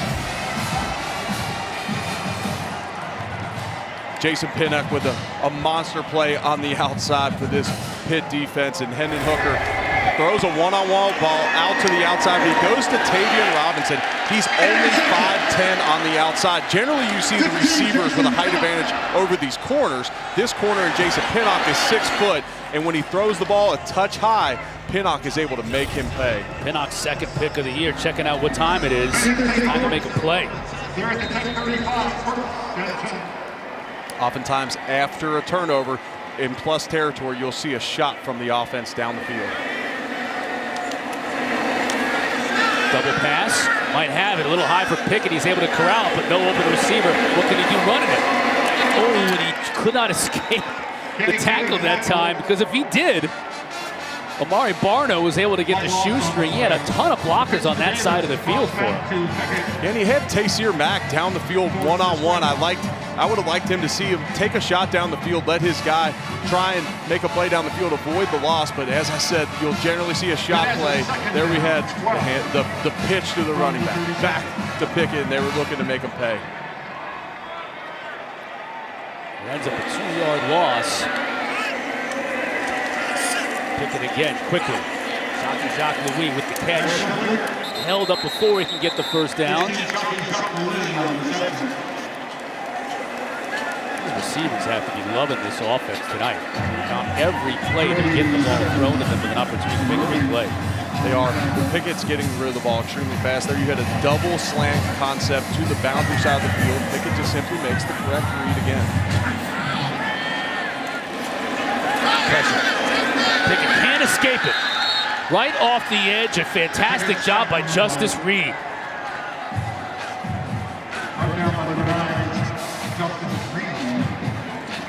Great job by Justice Reed here, staying home. And I believe as he sees Jacques Louis come back and not try and block him, that was an indicator that it was going to be a pass play, that Jacques Louis was going out to the flat. He continues up the field, is able to make the sack, make this a much tougher field goal. Now we're looking at a 53-yarder.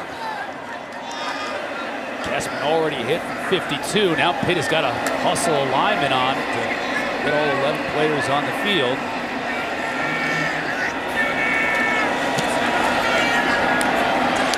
Straight up the middle if it has the distance, and it does. Kessman hits again from 50 plus.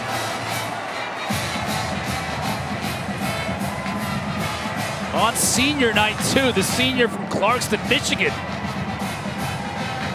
4 for 4 on the day, and what a kick. And now he's the most accurate kicker from over 50 yards of all, with at least 15 attempts. He is having an absolutely phenomenal night.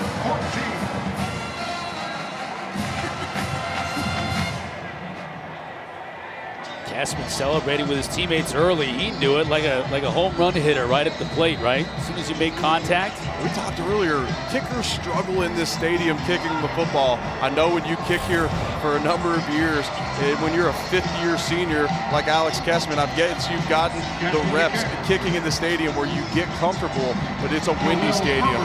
It's tough footing. It's sitting right on these rivers, and he's done a phenomenal job tonight.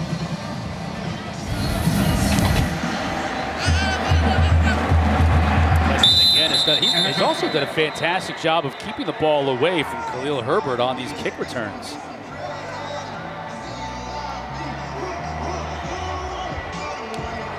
On the former footprint of Three Rivers Stadium here at Heinz Field. Three Rivers because there are three rivers. Name them. The confluence of the Ohio, the Monongahela, and the Allegheny. That was impressive. Yeah, I know. I thought it was going to take me 15 tries to get Monongahela right. It did earlier in the year. Enough of that. Look, bounces it outside. Gets 7 yards, runs out of bounds. Design quarterback draw, you get your extra blocker when you run with Hooker. And they had Khalil Herbert out ahead of him, run blocking there. And that picks up that extra Pitt defender that they will put in the box. Maybe they feature Hendon Hooker running the ball more in the second half to try and get this ground game going. To reiterate, as we've said before on the night, Virginia Tech averages 263 yards rushing a game. Today they have 21. Speaking of 21, he's going to try here. And a lot of room with a blocker in front of him. 50-yard line. 45, still on his feet. Dragging a tackler down to the 37. This offensive line is finally able to spring Khalil Herbert. And as we'll see on the replay here, he's going across the left side of that offensive line. Enormous hole. You got Brock Hoffman out in space there, getting down the field there. Fake to Herbert. Now the pass incomplete. Raheem Blackshear, transfer from Rutgers, couldn't squeeze it. Raheem Blackshear was who they were looking at in fall camp. They were thinking he was going to be their feature back. Justin Fuente talks about how he might be the best all-around football player on the team. Well, now he's playing a lot of receiver because you saw the emergence of Khalil Herbert throughout the first part of the season. Yeah, Blackshear was a real dual threat for the Rutgers Scarlet Knights. Now they're bringing him out of the backfield on a lot of plays. Herbert with the carry. Another big run. Inside the 30, inside the 20. Out of bounds at the 17, so he's gotten 2 big chunk runs on this drive. And as the game goes on, an offensive line will start to get in the flow of a game. And throughout the first half, they could not. They weren't getting enough consistent running plays to get their feet wet, to get going against this talented Pitt D line. Hooker wants to go fast. Now he keeps it. Has a blocker in front. Inside the 5, down to the 4. Trying to keep this Pitt defense on their heels, and an injury by a Panther may slow this drive for the Hokies.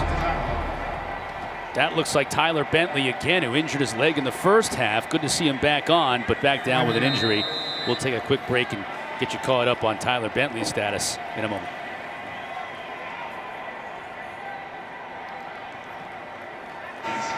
Somebody reminded this Virginia Tech team at halftime that they're 7th in the nation in rushing the football coming into this game.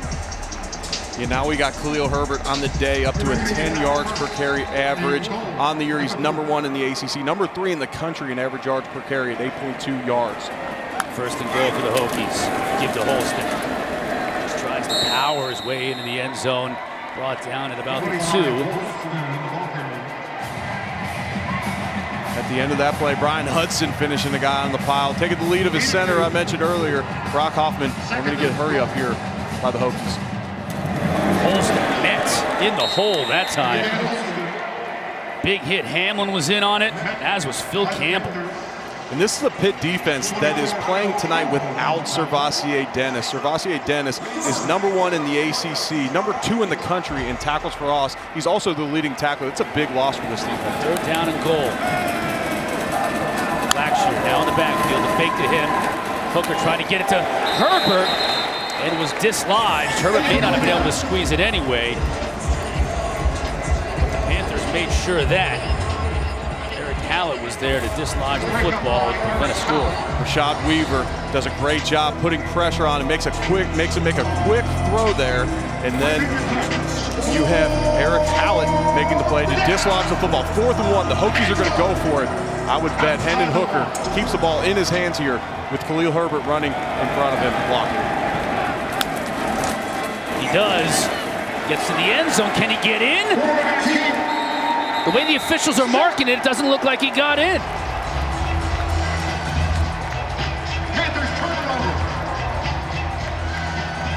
They're going to see where this ball ends up here. But where the ref's feet are stopped, it is short of the goal line. That would be a huge stand by this Pitt defense. Unless they change their calls, it's down. Pitt is held on the play. What a stand by the Panthers. It is, and as we got to see the replay here in the stadium, we'll get to see here in a second, Hendon Hooker, I believe, loses the ball at some point here, and when he loses the ball, he's not able to make that second effort with the football. Brock Hoffman actually ends up, see, there's the ball loose. Brock Hoffman actually somehow ends up with the football. Big stand, huge stand. After giving up more rushing yards on these last two drives, they go with the entire first half. Pitt's defense comes up with the stand there. The field that the runner was short of the line to gain, correction, short of the goal line, is under further review. Our replay official, Mark McEnany, is going to take another look at it, but at least from the angles that we just saw, Eric, I certainly can't see any definitive evidence that that ball did cross the plane. We'll get the call on the other side. One more look at it, 4th and goal. Hendon Hooker crashes into that line. Tamar Hamlin and company up to the task.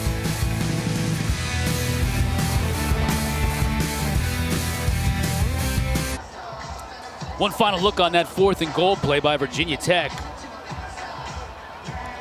They're reviewing whether Hooker got in. Ruled on the field that he did not. I'll say this, it's 4th and 1. After further review, ruling on the field stands as called. So it's 4th and 1. The risk on 3rd down by reaching the ball up and trying to go over the top and getting the goal line is you could fumble. On 4th and 1, if you don't get it, then they're going to get the ball anyways. Reach that ball out and try and make a play to get it over the top. He keeps it tight to his body the whole time, doesn't get the ball in the end zone. First down for the Panthers from their own 1. Pressure coming, and Pickett is able to get rid of it. And now we get a late flag, very late flag on the play.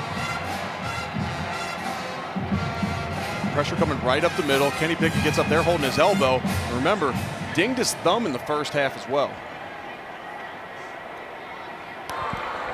Ineligible receiver downfield, number 28, was covered up. Penalty is declined. 2nd down. Obviously, half the distance to the goal would be like an inch. Right. And so Pitt is inside their 1-yard line. And the way offenses work in college now, you don't run hardly anything under center. So now you're getting shotgun down here. Generally, this would always be a time where maybe you get a QB sneak, buy yourself a couple yards here, give yourself some space. I would expect Pitt to try and use a hard count to try and draw this Virginia Tech defense offsides here. Got A.J. Davis in the backfield, a little bit of a bigger back for the Panthers. Quick pass out, Turner. And that's going to do more than just get a breathing. We might even pick up a first down. It does. Yeah, first down Pittsburgh, and that's exactly what you want there. And when you're an offense, your first goal in a coming out situation, so inside your 5-yard line, the first thing you have to do is get a first down so you're not punting from within your own end zone. And Kenny Pickett here passes out of, I believe that was an RPO, a true RPO. One of my biggest pet peeves is everyone wants to call everything an RPO now. That truly was the offensive line was run blocking ahead of him. Davis, big run here. Second level, still on his feet.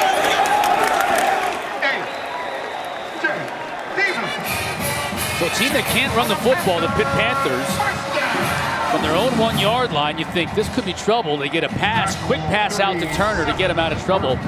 We get some of the big guys pulling, 2 offensive linemen pulling here, and we got him coming around, and look at this hole. I mean, that is a monster hole. Gibbs Zubovic tons of space to get up in that hole and get a block. So now breathing room for Pickett and time on this play. Going deep, has Turner open. Got him at the 20.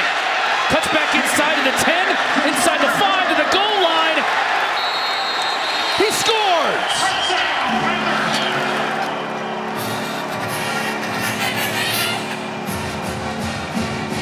DJ Turner is having an unbelievable game in his final game here at Heinz Field as a member of the Pitt Panthers. 54 yards, Kenny Pickett. And a guy who might be playing on Sundays in a few months as well. We might be getting another excessive celebration, but here the offensive line for Pittsburgh. Out 3 starters tonight. They just opened up that huge hole in the running play. give Pickett enough time to get all the way down the field to DJ Turner, and DJ Turner does it with his legs after the catch again. He has been phenomenal after the catch for the Panthers tonight. 13 catches, 161 yards, and that 64-yard touchdown. Did they pick up the flag for excessive celebration? We have not heard from Jerry Magalanis. Maybe we'll hear it here.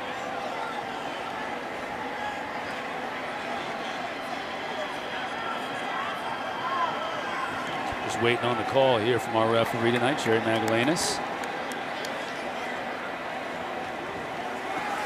What a night DJ Turner's having. We were so worried for this Pitt offense, for Kenny Pickett on his senior night, out his number one ruling receiver. on the field is a touchdown. After the play, unsportsmanlike conduct, number 28 and number 7, both on Pitt. That's their each first unsportsmanlike conduct foul of the game. 1 15-yard penalty will be enforced on the kickoff.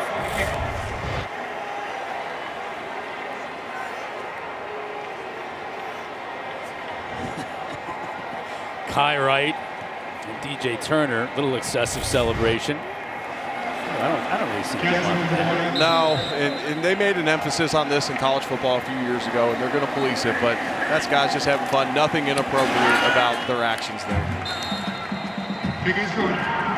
DAT is good from Kessman, who's also having an unbelievable night in his final game here in Heinz Field.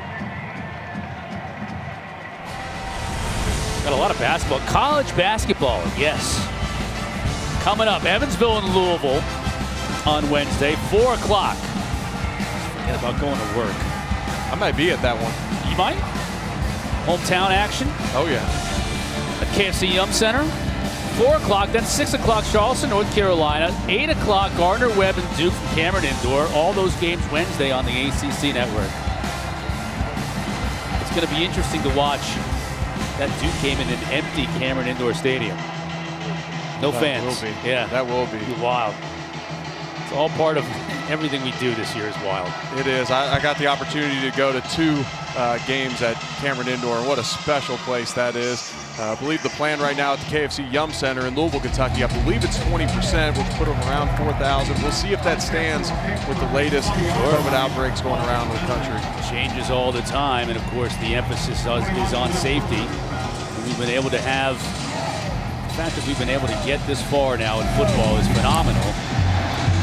Still have a ways to go, and I'm sure we tip our caps to everybody who's doing their best. COVID protocols and the testing. Herbert makes something happen here, and he gets out to the 35 after the unsportsmanlike penalty, so good field position for Virginia Tech. And Herbert was able to get it going on the ground on that last drive. Gets him out to the 35-yard line here. But coming off the hamstring injury, Chris, I still don't see him opening up. Even on that kick return, he's looking to make guys miss, and he's just a little bit more methodical than you usually see Khalil Herbert being.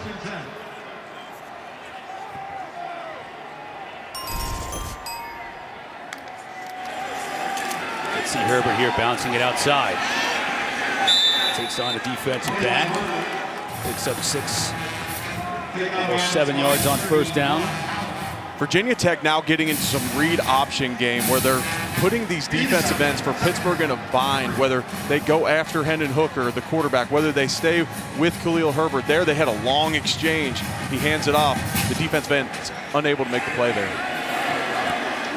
Second down and 4. Pressure on the edge.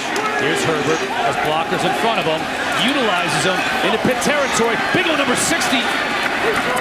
Gives them all kinds of room to run there on the right side. Look at Silas Janzi. Taken out of bounds finally. Providing cover for Khalil Herbert. Oh, I couldn't ask for a replay here fast enough. They run a jet sweep fake across, bring all the Pitt defenders' eyes to the right side of the defense, and we got number 60 up front, Silas Janzi. And he is filling in tonight for Christian Darrisaw. Look at him picking him up, putting him down. He puts down one, then he gets all the way down the field getting more blocks. First down for the Hokies when we come back. Get some oxygen, Silas. Welcome back to ACC Network Football, presented by Geico. Pitt up 33-14. Virginia Tech driving again in a game that certainly feels closer than that score would indicate, and that's probably because Virginia Tech failed on a 4th and goal from the 1 on their last drive, and Pitt went 99 yards for the score. Hooker just bad pass out to Blackshear, rather, who couldn't come up with it. Hendon Hooker's having a great night tonight. He's got 246 through the air, 2 touchdowns, 1 interception, but he's been off on his swing passes, those screens to the outside, and that's what keeps a defense honest, because you make them stretch sideline to sideline. 2nd down and 10 on this drive. 2nd drive in a row that the Hokies have been able to move the football into the red zone. Holston just cannot get outside. Great pursuit by the Pitt defense. And this is a defense that leads the country in tackles for loss, and they get one there, and you'll see Cam Bright pursue, and he gets right past Lacita Smith there. He's able to make the play in the backfield. Great job one-on-one against Jalen Holston. Cam Bright came up a little bit gimpy on that tackle. He's down on one knee right now. He's favoring that right leg.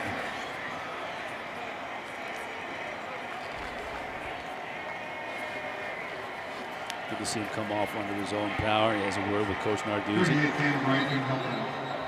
And this Pitt defense has given up more yards than they're used to giving up on the day. Virginia Tech with 93 rushing yards on the day. That's over the average Pitt gives up. They got 251 through the air. That's over the average that Pitt gives up. But they only have 14 points to show for it. And that's with these red zone stops. And when you stop a team like they did on the 1 yard line, then you take over and have a 99-yard drive on the heels of it. That is a backbreaker for a team. And 2 turnovers by the Hokies as well. 1 pick, one fumble, contributing to that as well, as the defense is just bending but certainly not breaking. 3rd down and 12. And watch this here. Here's Rashad Weaver. He's standing up. He's generally a defensive end, and he is the 5th-rated defensive end prospect in this draft. He's an absolute beast. Watch him rush here. Hooker going to the end zone, and double coverage, tipped up in the air and incomplete. Mitchell, the tight end, was split wide, and he was covered beautifully that time. No shot. And because of the pressure, Hendon Hooker was required to make a very quick decision in the pocket. And this offensive line does a good job giving him time. He takes a shot down the field, though, and it just the throw's not there. There's nothing there. This is a great job by Randy Bates and his defense. Brian Johnson now from 39 yards out. Kick is up, and he pushes it. Johnson, very reliable kicker coming into this game, 13 of 14 from inside of 50 yards, and he pushes that one wide right. And that is a crucial miss, because it would have made it a 2-score game. They would have only been down 16 with a make there. Now the pressure is on this Hokie defense. 7 minutes to go in this 3rd quarter. They need a stop here to keep the Hokies in the game. Let's take a look at our New York Life Drive recap. Last time Pitt had the football from their own 1, it ended up with 6. Yeah, it started with DJ Turner getting it started, getting the first down, and it ends with DJ Turner as well. We had this awesome play with 2 pullers by the running backs, and DJ Turner caps this one off, gets to an opening in the secondary of the Hokies and makes it pay. Shocky Jock Louis on the jet sweep. Good yardage on 1st down. That's a back-breaking kind of a drive. Virginia Tech, even if they don't get it on that 4th and goal, you know they had to be thinking, get a defensive stop here, we'll get the ball back in good field position, we'll be able to score then. And it ends up, instead of them getting 6, it's Pitt getting 6 on the other end. The percentages say when a drive starts within the 10-yard line for an offense, the defensive team will actually be the next team to score. That's what the percentages say. Pitt threw the percentages out the window and let DJ Turner do the rest.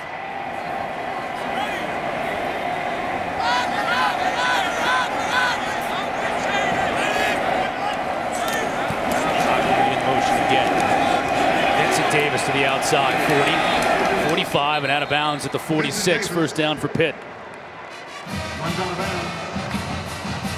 A lot of moving parts prior to this play. They have 2 tight ends in the game. They flip them over to the other side of the screen, and then you have the jet sweep motion that's going to come across the formation, and then you have the tight end coming back. what that does is it makes it extremely tough for those linebackers. As you saw, an experienced, great player in Rayshard Ashby just get lost in the shuffle and allowed Vincent Davis to take off for a great gain on the ground.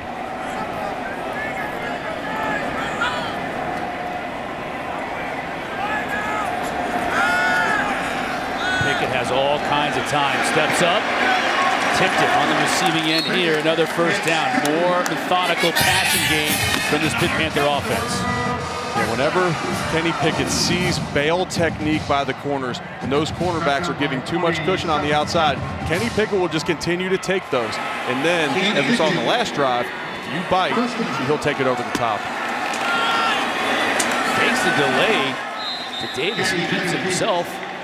Picked up 4 yards. I'm not sure whether that was a design or not. It looked like Davis may not have been expecting the handoff, and Pickett just kept it himself. Yeah, obvious sign of frustration on Kenny Pickett's face there, and an obvious miscommunication in the backfield. And then they had Tramari Connor, the nickel, number 22 for Virginia Tech, flying off of the slot, and that's why Kenny Pickett just simply got upfield, saved the play, gets them 3 yards on the ground.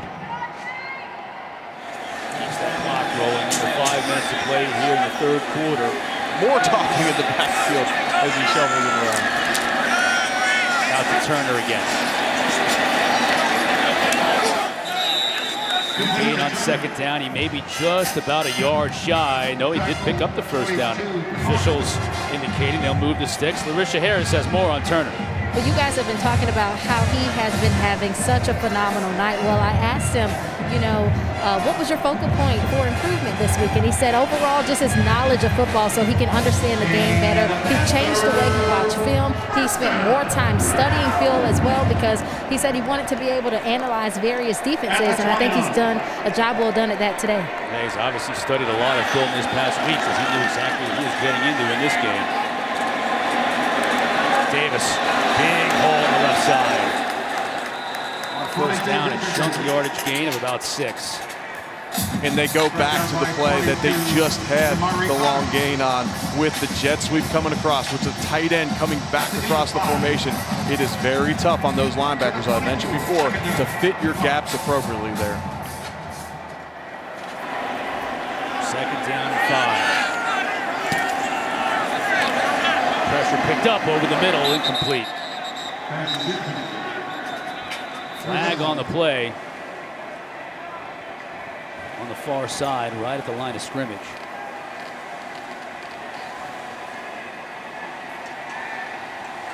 Looks like we might have an illegal shift against the Pitt Panthers. Illegal shift, offense. Penalty is declined. Third down. Big third down here for this Virginia Tech defense. And you always have Alex Kessman to save the day if you don't get it.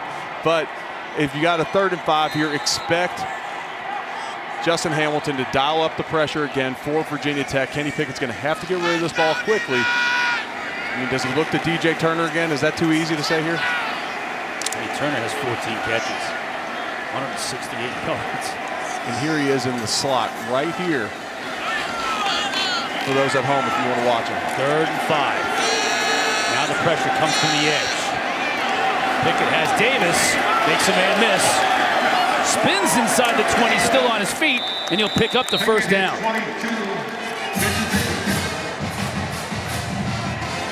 Running backs doing a great job for Pitt tonight, catching the football out of the backfield, staying alive, being viable targets down the field. It was good protection. Late, you have pressure. Pickett does a great job of avoiding the rush, making a play down the field. Good first down, and now you have this clock rolling again with a 3-score lead. They're going to start milking this clock with 18 minutes to go.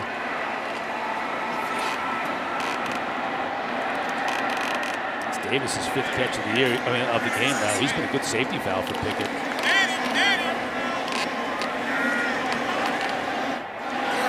Now Pickett's going to call a timeout. Didn't like what he saw on the other side. Better to call a timeout and get it right at this point in time in the game.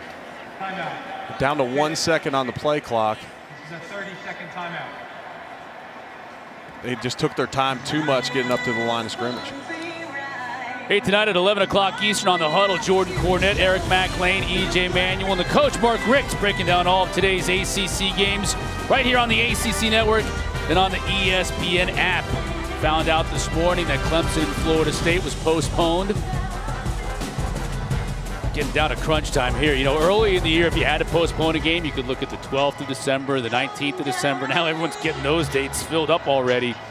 So they're moving things around. I saw where we had Boston College, Louisville postponed from Friday originally to later on in December. Now it's been moved back to this upcoming Saturday, a week from today. So keep your head on a swivel out there, football fans, because schedules are changing hourly. Yeah, and that's why the ACC at the beginning of the season said it was going to be the win percentage would determine who gets to the ACC championship, just anticipating there might be cases where they can't get these games in at the end of the season.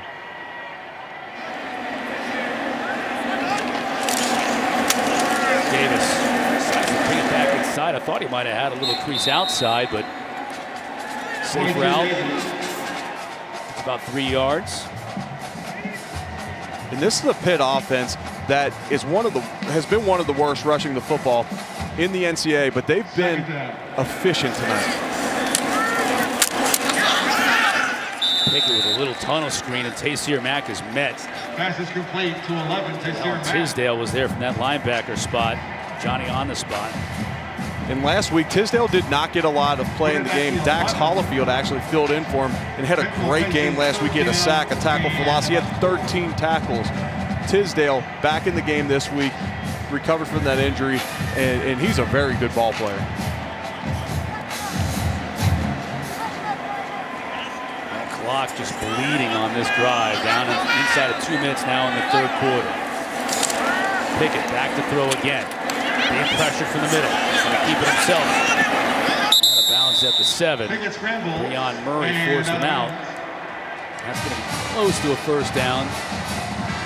The officials are indicating Pickett picked up the yardage necessary. Coach Whipple there with a word or two for his quarterback. Another great job by Kenny Pickett. Seems to be running better and better. A lot better than last week, coming off that ankle injury that made him sidelined for 2 games. And when he has his legs and as accurate as he is such a tough quarterback to defend. We may have seen this play already where they flip the tight ends, they bring the jet sweep, they bring the one tight end back and then hand it off. Davis inside the 5. Momentum stopped at the 1. We've now seen that play 3 times on in this second half. That exact same shift, that exact same motion, bringing the tight end back, and it's just tough on a defense. And it's an inside zone play where Vincent Davis can go anywhere he wants across the line. So if there's any misfits, he can make them pay. So although you're running the same play over and over, it's not necessarily hitting the same exact hole where the defenders can get a key on it. 12th play of this drive. Just ideal for the Panthers. Can they finish it off? Pickett's going to try and do it on his own. Waiting for the official signal. He's in. Right up the back of his senior first team all-conference from 2019 center, Jimmy Morrissey. And they have the look up front to stop the quarterback sneak. That's the look you want. You want defensive tackles in both the A-gaps on the sides of the center. This Pitt offensive line, again, playing without 3 starters, has had a heroic effort here tonight. Carson Van Lin, Matt Gonsalves, Jimmy Morrissey, Blake Zubovic. Fantastic job. Gabe Hoy. PAT is good. Panthers extend their lead. Taco Bell's Nachos Party Pack. Delicious nachos topped with all your favorites. Only at Taco Bell.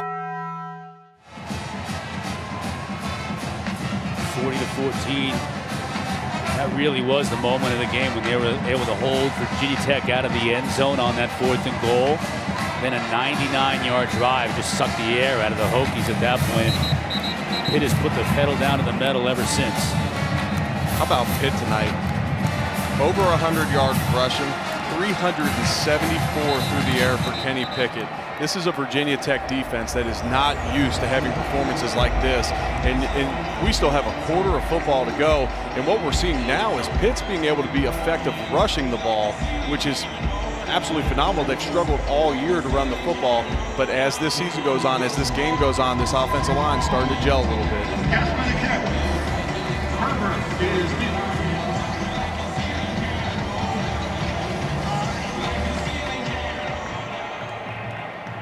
Herbert from his own 4. He's going to give it a shot. Flag down as Herbert gets knocked out of bounds at the 30. Out of bounds. And a flag. We might have a late hit as well along the pit sideline.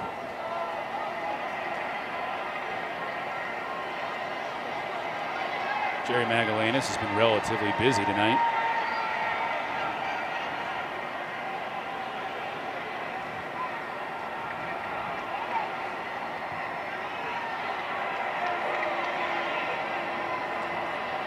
As they sort this out, 14 seconds left to go in the third quarter. Long time-consuming touchdown drive for the Panthers on their last possession.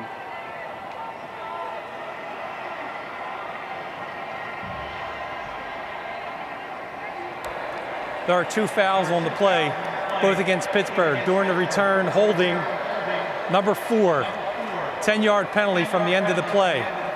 After the play, personal foul, unnecessary roughness, Pittsburgh, number 26. That penalty is half the distance to the goal. First down. Judson to Landier with the hit out of bounds.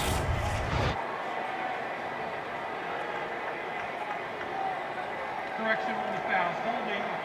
Ooh. Return is against Virginia Tech, number 4. After the play. Was that it? I think up here, yeah, I think we're going to get a better look at it here. 15-yard penalty. First down. Well, here's Landier on the right. That's who they called the penalty on. Yeah, I think there's a retaliation that comes just after that, where I think we're going to get our best angle right here. Because Brandon George laid the boom on Herbert just as he was going out of bounds. Might have been after he was out of bounds. He wasn't involved in either of the penalties, but 26 to Landier was. We just never really got a shot at it. I'll trust the officials on that one. They've got a better view of it than we do. It's at the 27. We'll see. Virginia Tech first down 26 points. Do the Hokies start to air it out, or do they continue to keep it on the ground, which they've had some success on in the second half? Elias, tight end, with a nice little pickup on first down. Clock temporarily stops with the first down, but that should do it for the third quarter, and it does. Well, the Hokies are going to have to do a lot more of that in the fourth quarter if they want to get back into this game. Kenny Pickett, it's been his show tonight. And DJ Turner, too. Panthers up 40-14 as we head to the final stanza.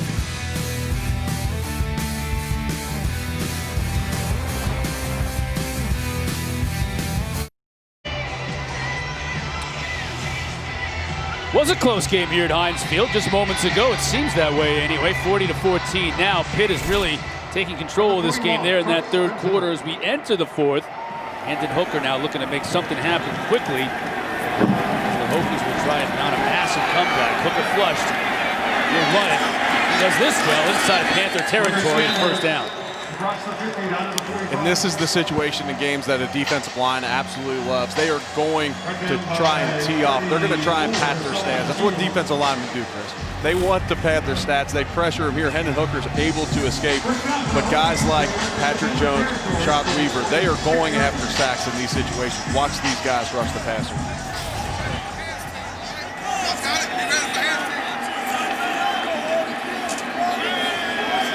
That run, the Hokies still below 100 yards rushing through the game as a team. Hooker, pressure coming up the middle, he's sacked. Cam Bright got through, and the team that leads the nation in sacks picks up another one.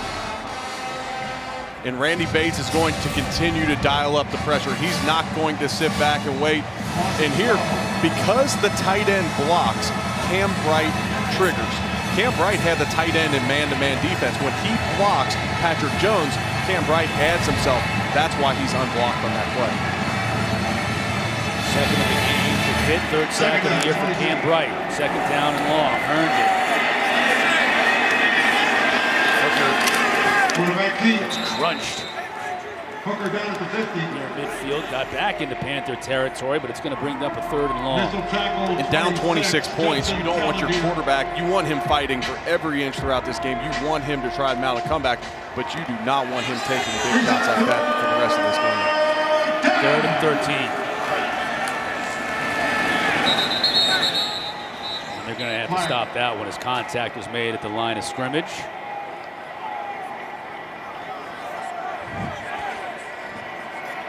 Number 8, Kalijah Cansey, tries to get a jump on the ball.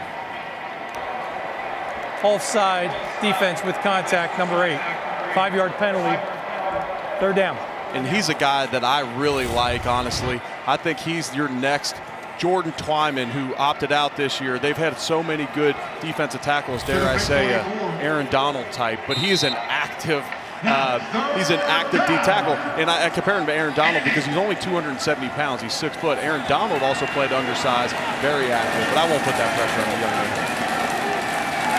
Still 3rd and long, 3rd and 8. Pressure off the edge. Jones can't get him. Hooker's going to run and dives inside the 30 for the first. For the first part of this game, the sack numbers were down for these defensive ends because they did a great job of not rushing past the passer. When you talk about rushing a mobile quarterback, you don't want to be driven by. Well, now that they're in tee-off mode, they're trying to get these sacks. Now Hendon Hooker's able to find some rush lanes on the scrambles. Herbert gets through the hole, still on his feet, powering for additional yardage. All comes free, but the officials are going to blow this one dead. Marquez Williams having some fun out there, and this Pitt defense is having some fun. So far tonight, only 2 scores given up. Great red zone stop early in the game. Kalijah Cansey's coming back in here, and we'll see how this talented Virginia Tech offensive line can pass protect throughout the rest of this game, and they're going to run the ball some. They're going to keep them honest, but they're going to have to throw if they want to get back in this game. Picks up maybe a yard. Let's check in with Larisha Harris on the field. Eric, you were talking about how this defensive side for Pitt is a very fun team. But when I was talking to defensive end Rashad Weaver, he told me that they could have a reality show, especially him and his roommate Keyshawn Camp. He said, you know, it's a comedy show with those two. They're always laughing. That's his brother. Iron sharpens iron, but they love to have fun with each other. It's a shame that Keyshawn Camp did not stay healthy. Missed all of last year. Missed really all but 4 games this year. Defender, but can't pick up the first down. It's obviously 4-down territory for the Hokies, and that's what they're going to face here. Keyshawn Camp's a 5th-year senior. It'll be interesting. He is a pro prospect, maybe not graded as high as some of these other Pitt defensive linemen. It'll be interesting to see if he takes advantage of this COVID rule this year that would allow him to return back to school, and that's going to be coming to play for so many teams as this season comes to an end. 4th down and 4 for Hendon Hooker and the Hokies. This 4. Hooker can run with it if he wants to, and does. Has to spin away from a tackler. Brought down to the 20. Maybe just a little bit shy. Man, I thought he had so much room to run out to the right side of the field, and he tried to make a quick move. James Mitchell was boxing out a defender in front of him, doing his best basketball impression, unable to make the play for the first down. This Pitt offense is going to take over, and that's another great stop in the red zone by this Pitt defense. They have been extremely impressive tonight, putting pressure on Hendon Hooker and stopping this Virginia Tech run game.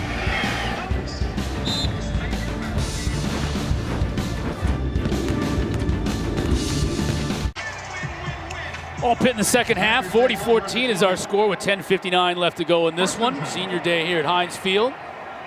Hendon Hooker just hasn't been able to get this team going offensively here in the second. Completely different story for Kenny Pickett and the Panthers. Brought down in the backfield. Nice play defensively by Shamari Connor.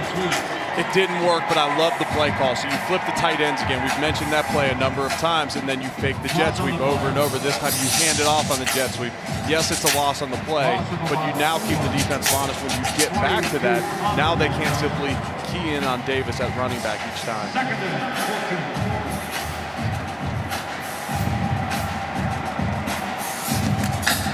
Kenny Pickett in no hurry to break the huddle.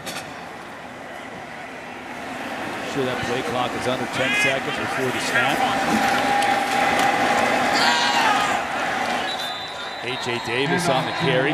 He picks up a couple. All right, so 3rd and long. We're probably going to get a chance to throw the ball here. Did they go back to DJ Turner, who has the possibility of going after a couple records here tonight, Chris? Yeah, the school record for receptions in a single game is 16. And Turner has 14 right now. The ACC record is 17 in a game. So within reach, although you certainly got to wonder how often from here on out Pickett's going to air it. But he is here, and there's Turner.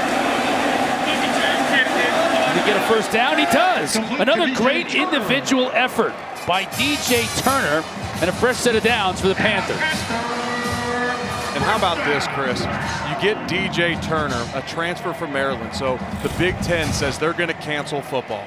And what does DJ Turner do? He's a ball player. He wants to play football. So he chooses to transfer to Pitt because his brother Mark Hayes, a quarter century ago, played for Narduzzi when he was assistant coach at Rhode Island. Yeah. So that's where the relationship was cultivated. And then you end up getting a guy like DJ Turner who can show up on senior night and have 15 catches already.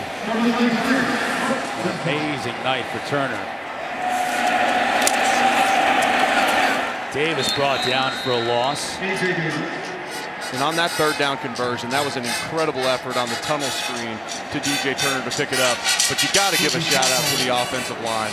In unexpected circumstances, this is 2020. This is what happens. You go down 3 offensive linemen. Well, number 59, Carson Van Lin, with such a tough test, he steps in at left tackle. Matt Gonzalez, he steps up at left guard. You still have Jimmy Morrissey at center. And then at right guard, Zubovic.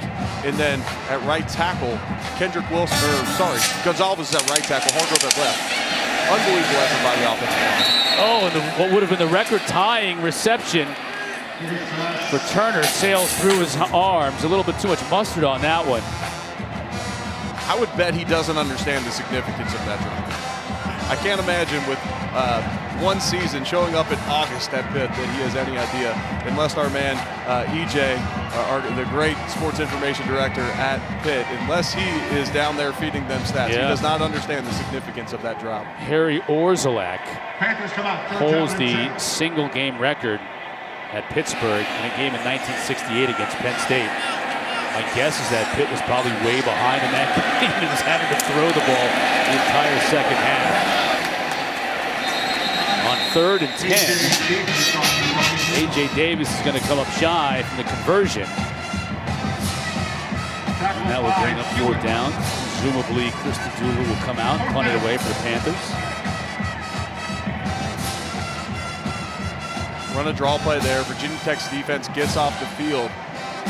And back to return this punt is number 49, Will Cacavitas.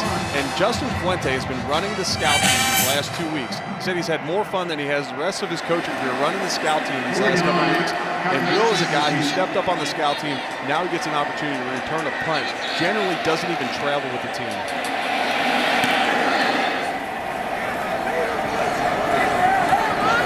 Comes up and lets it bounce. Too much traffic, and Virginia Tech will take over from the 31. Flag on the play. It's 4th and 5. If it was against the defense, it would move the chains. Or it certainly would be cause for a possible measurement. Although I've never figured out how they do that. Illegal formation defense. Wow. Number 30 was over the center at the snap. That's a 5-yard penalty.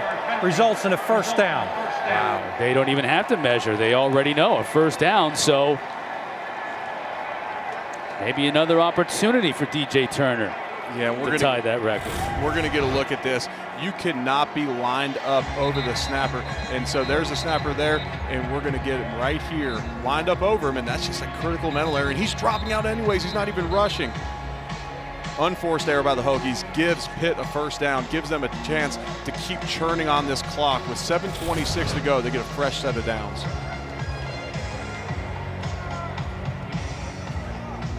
Kenny Pickett, who had 40 pass attempts in the first half. Only 11 in the second half, but he's been very efficient with those 11 attempts. Davis, midfield. Farms a defender. It gets out to about the 26. So a good run from the senior from Lakeland, Florida. Also celebrating senior night tonight. All right, so you shift the tight ends over again, and this time, because you actually gave it to him, Jacques Louise, on the fly motion one time, now it keeps everybody honest. Great job blocking back across the formation by tight end number 80, Daniel Moraga. The Pittsburgh Panthers are finding their run game with a simple inside zone play, with a jet sweep motion and a wham block back by the tight end. They're really exposing this Virginia Tech front with this. Here we go again, Chris. Jacques Louis in motion. Give to Davis again. Another good hold. Picks up 5. Same motion, same shift, same fake to the wide receiver, and they are simply getting downhill. And at this point, it's almost offensive. Virginia Tech knows what's coming. And as an offensive line, you take pride in situations like this when you're trying to run the clock out at the end of the game, and the defense knows you're going to run it. You take pride in being able to impose your will on a defense and still be productive. A.J. Davis has been battling a lot of minor injuries this year. Only had 140 yards rushing coming into this game for the season. So good to see number 21 for Pitt get run on this drive. The opposite way, same play. This time Davis is met. Nowhere to go. Devin Taylor played it well, and his teammates helped clean it up. Yes. Virginia Tech stops it for a 1-yard gain here. And, you know, it's almost comical that you run the same play over and over again. But when it's inside, it's comical because it's the same shift and same motion.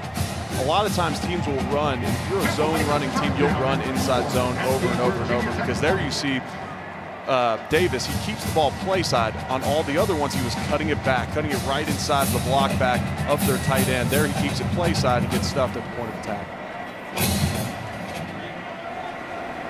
3rd down and 4 on a drive that was extended by a penalty on Virginia Tech when Pitt was trying to punt it away.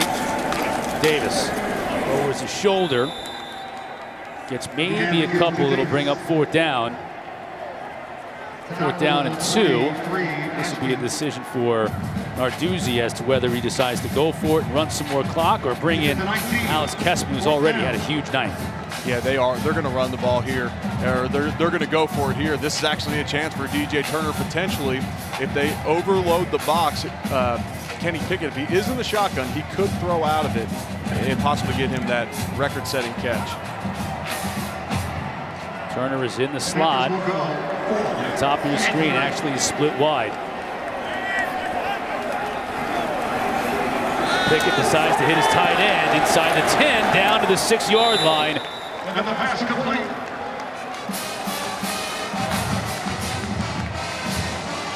And that time it was the tight end Jake Zelinskis. Hard play action here. Offensive line does a great job of selling it, and he's able to sneak right out of the backfield. Easy throw, easy first down. As this clock continues to churn, it's going to be under the 4-minute mark when this next play is snapped. And like I mentioned, this is a pride drive for this offensive line, and this is something that offensive line coach Dave Forbley has to be taking a ton of pride in, to get a group like this ready for a game and have them show up in such a way. Well, Pitt has had 2 just incredibly long, time-consuming drives here in this second half. Just thwarted any chance that Virginia Tech thought they might have had of getting back into it. Number 7, offense. 5-yard penalty, 1st down. So he's not perfect. DJ Turner, false start. Well, he's trying to get them back away from where they can run it in so that they have to get it back to on the outside. No, just kidding. They actually just tried to go back to that same play again on the inside zone. And why not if you're Pitt? Let Davis continue to try and find the holes up there. On that play, prior to the offsides by DJ Turner, there was penetration up front, and that's what this Virginia Tech defensive line needs to do to stop that play. They need to create penetration in the backfield so that Davis does not, he can't go from tight end to tackle on the backside and pick and choose where he wants to go. Davis lowers his shoulder and gets right down to the goal line. He's going to come up just about 2 feet short.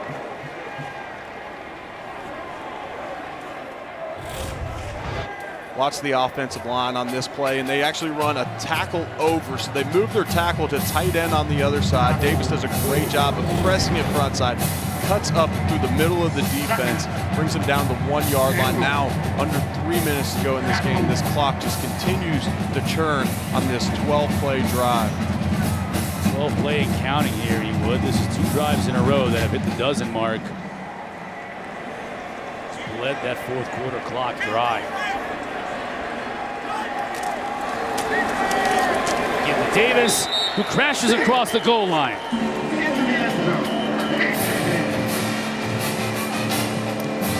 His first touchdown of the year, so big moment for the senior from Lakeland, Florida, and extends that Pitt lead. A.J. Davis, the 215-pound back, powers it through the middle of that Virginia Tech defense. And Pat Arduzzi is extremely excited on that sideline. And if you're Pitt in this moment, Chris, you're probably thinking the what-if game. What if Kenny Pickett doesn't get hurt? What if NC State doesn't beat us on a last-second throw? We lose to Boston College in overtime. There's so many what-ifs on what could have been just an absolutely remarkable season. The way it stands, Pitt's in good shape here. Pick up win number 5 on the year, up big.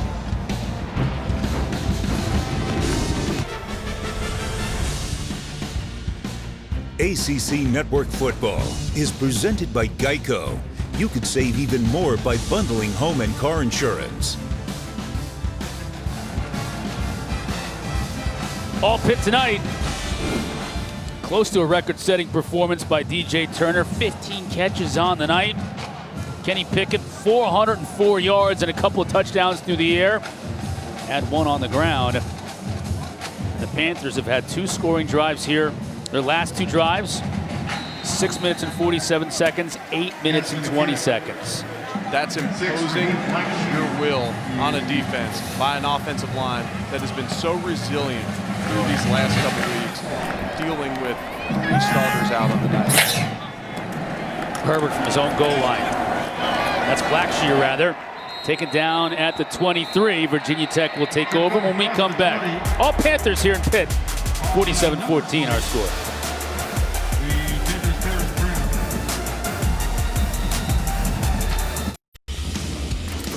Our Bojangles Big Bowl moment of the game.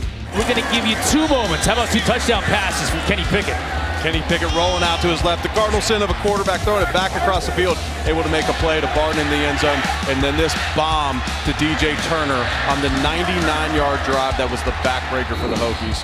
How about 3 moments? Make the third one a box of Bojangles chicken up here in the booth. I'm not afraid of it. You can use some chicken for the road. I know you could, driving back to Louisville.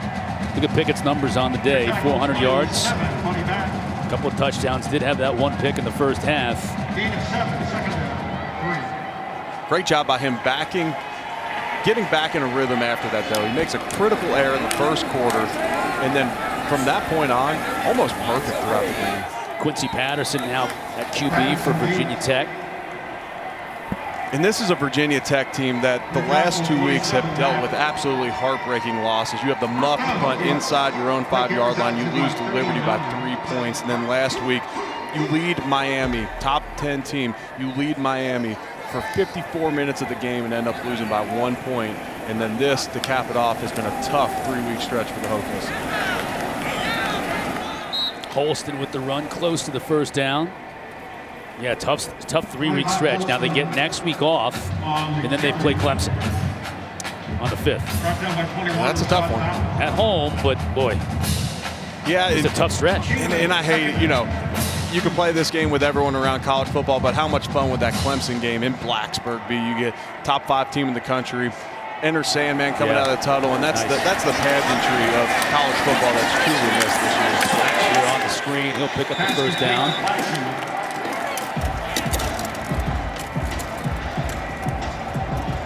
And this is a Pitt Panthers team that's sitting at 5-4 now, and they got Clemson. They got Clemson next week. Right, they're at Clemson next week. Yeah. So both these teams' next opponent's going to be Clemson. Interesting. Player injured on the play. We'll take a quick break. We'll be back momentarily. Don't go anywhere. All right, tonight at 11 o'clock, Jordan Cornette, Eric McLean, Mark Rick, the coach, EJ Manuel. Going to break down all of today's ACC games. right here on the ACC network, including a big breakdown of this one. Big game of Pickett, Turner had. This Pitt is inside a minute now, improving to 5-4 on the year.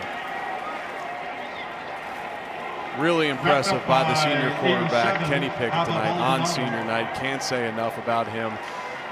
And this Pitt defense stepped up, and they hold them to 14 points for the game, 0 second-half points for the Hokies.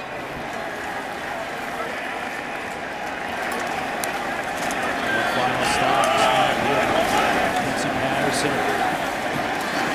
Harrison with the carry. First down will temporarily stop the clock, but officials will crank it back up. Our final score, Pitt 47, Virginia Tech 14. Both teams now have Clemson on the schedule next. Pitt will travel to Death Valley next Saturday. Virginia Tech a week off for the Hokies, and Coach Fuente before Clemson comes to Lane Stadium on December 5th. Big day for the Pitt passing game. Looked like Virginia Tech might get back into it in the second quarter, but a second half that was dominated by the Panthers and Kenny Pickett. 47-14, our final. For Eric Wood and Larisha Harris, I'm Chris Cotter. Thanks for watching, everybody. We'll see you next time.